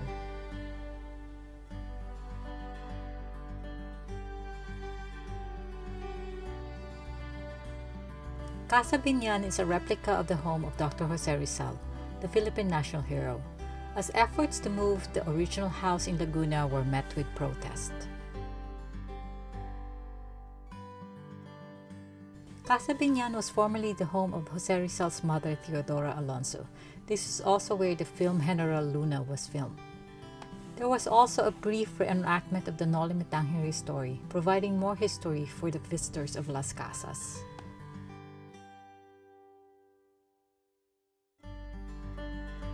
Casa Unisan was all decked up for the fiesta celebration, and this day served as a restaurant. Ironically, this house had the darkest past as the family that owned it were murdered by raiders. Before I end this travelogue, I want to share what brought me to this place. My friends who came with me on this trip made it memorable and fun. We imagined listening to Lola Basiang's stories. It was fun riding the tram. Looking forward to the time we can travel again together. I give credit to my son Ryan Maminta Smith, who helped me with the video and editing. And special thanks to my friends who traveled with me, Abet, Nona, Marie, and Olive. Thank you, and until then, balik saya Pilipinas.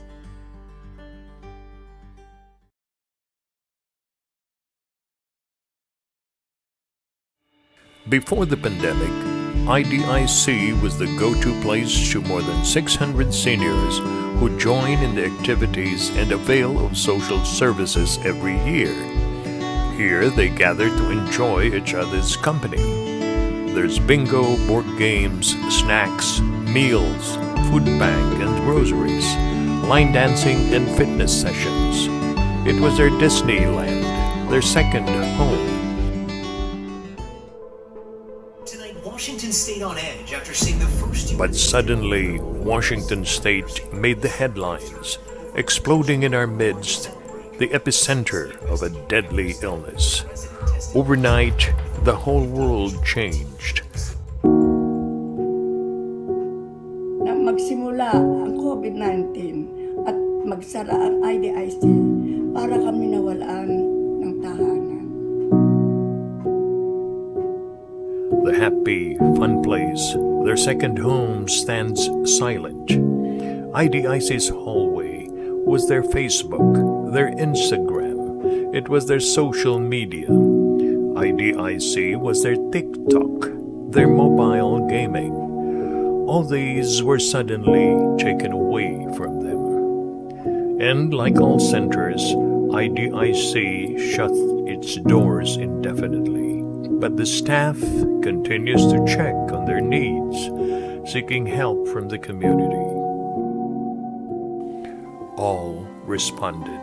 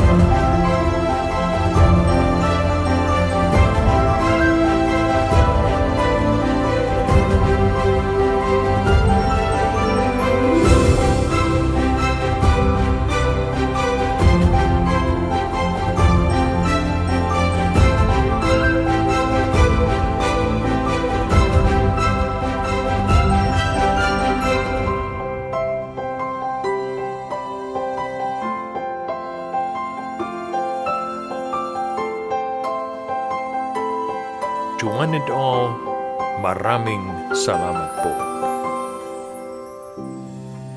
Sa lahat ng tumulong at patuloy na tumutulong, taos puso ang aming pasasalamat sa inyong pag-aaruga.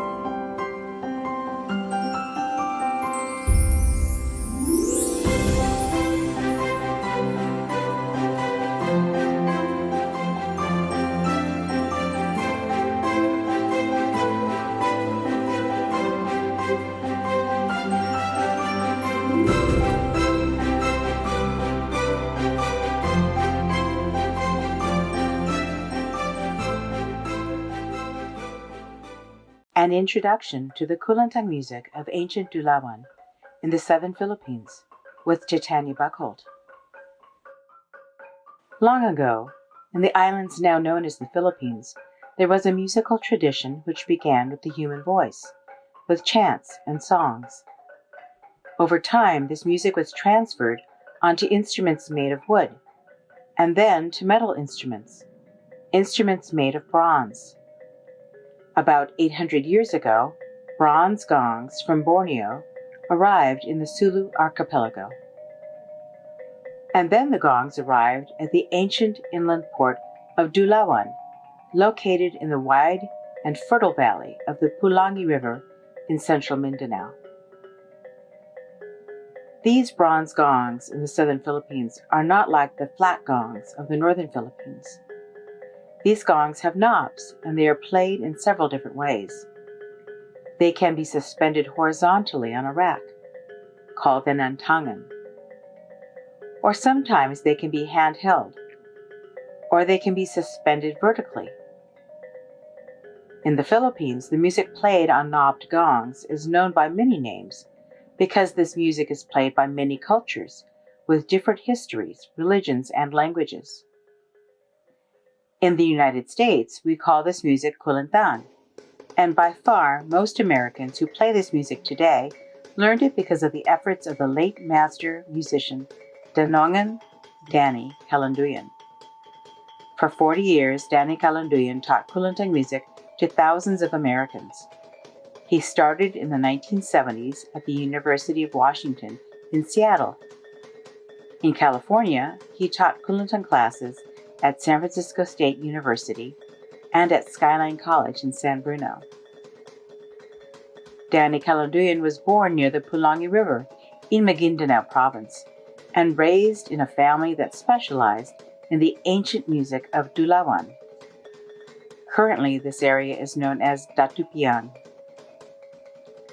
In 1995, Danny Calanduyan became the first, and so far the only Filipino-American, to be recognized by the United States government as a master artist specializing in a tradition of the Philippines. This brought national recognition to kulintang music both in America and in the Philippines. Let's take a look and listen to some field recordings of traditional kulintang music of ancient Dulawan as it is played in the Philippines and in the United States. Sinulog Akamamatuan, played at an exhibition held at a music competition.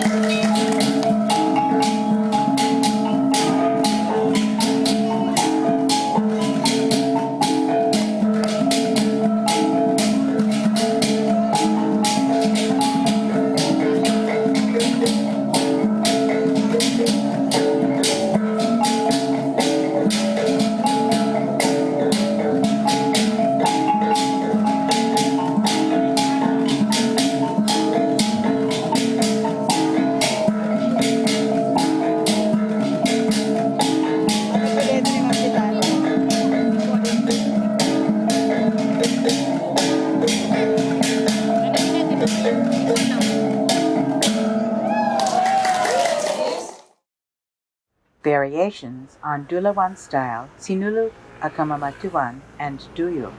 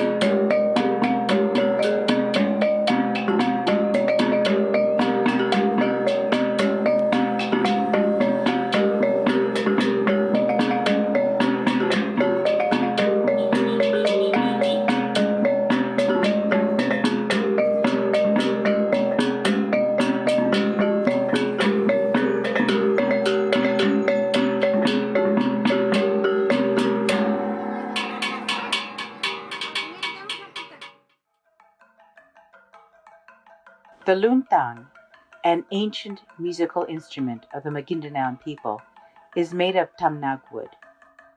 Titu, played on the luntang.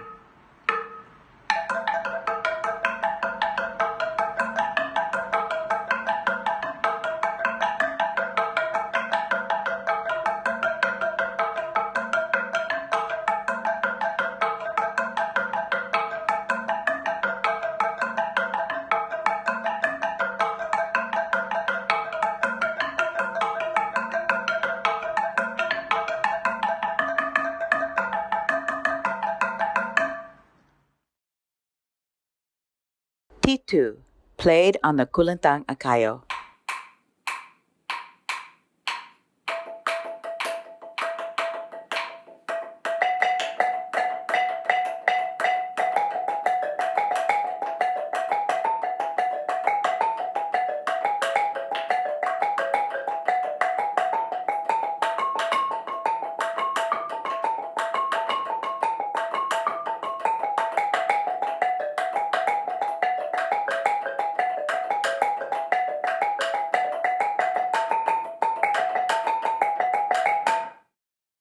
Sinulog Akamamatuan, played on the kulintang akayo as a duet, an innovation created in the United States by Danny Calanduyan.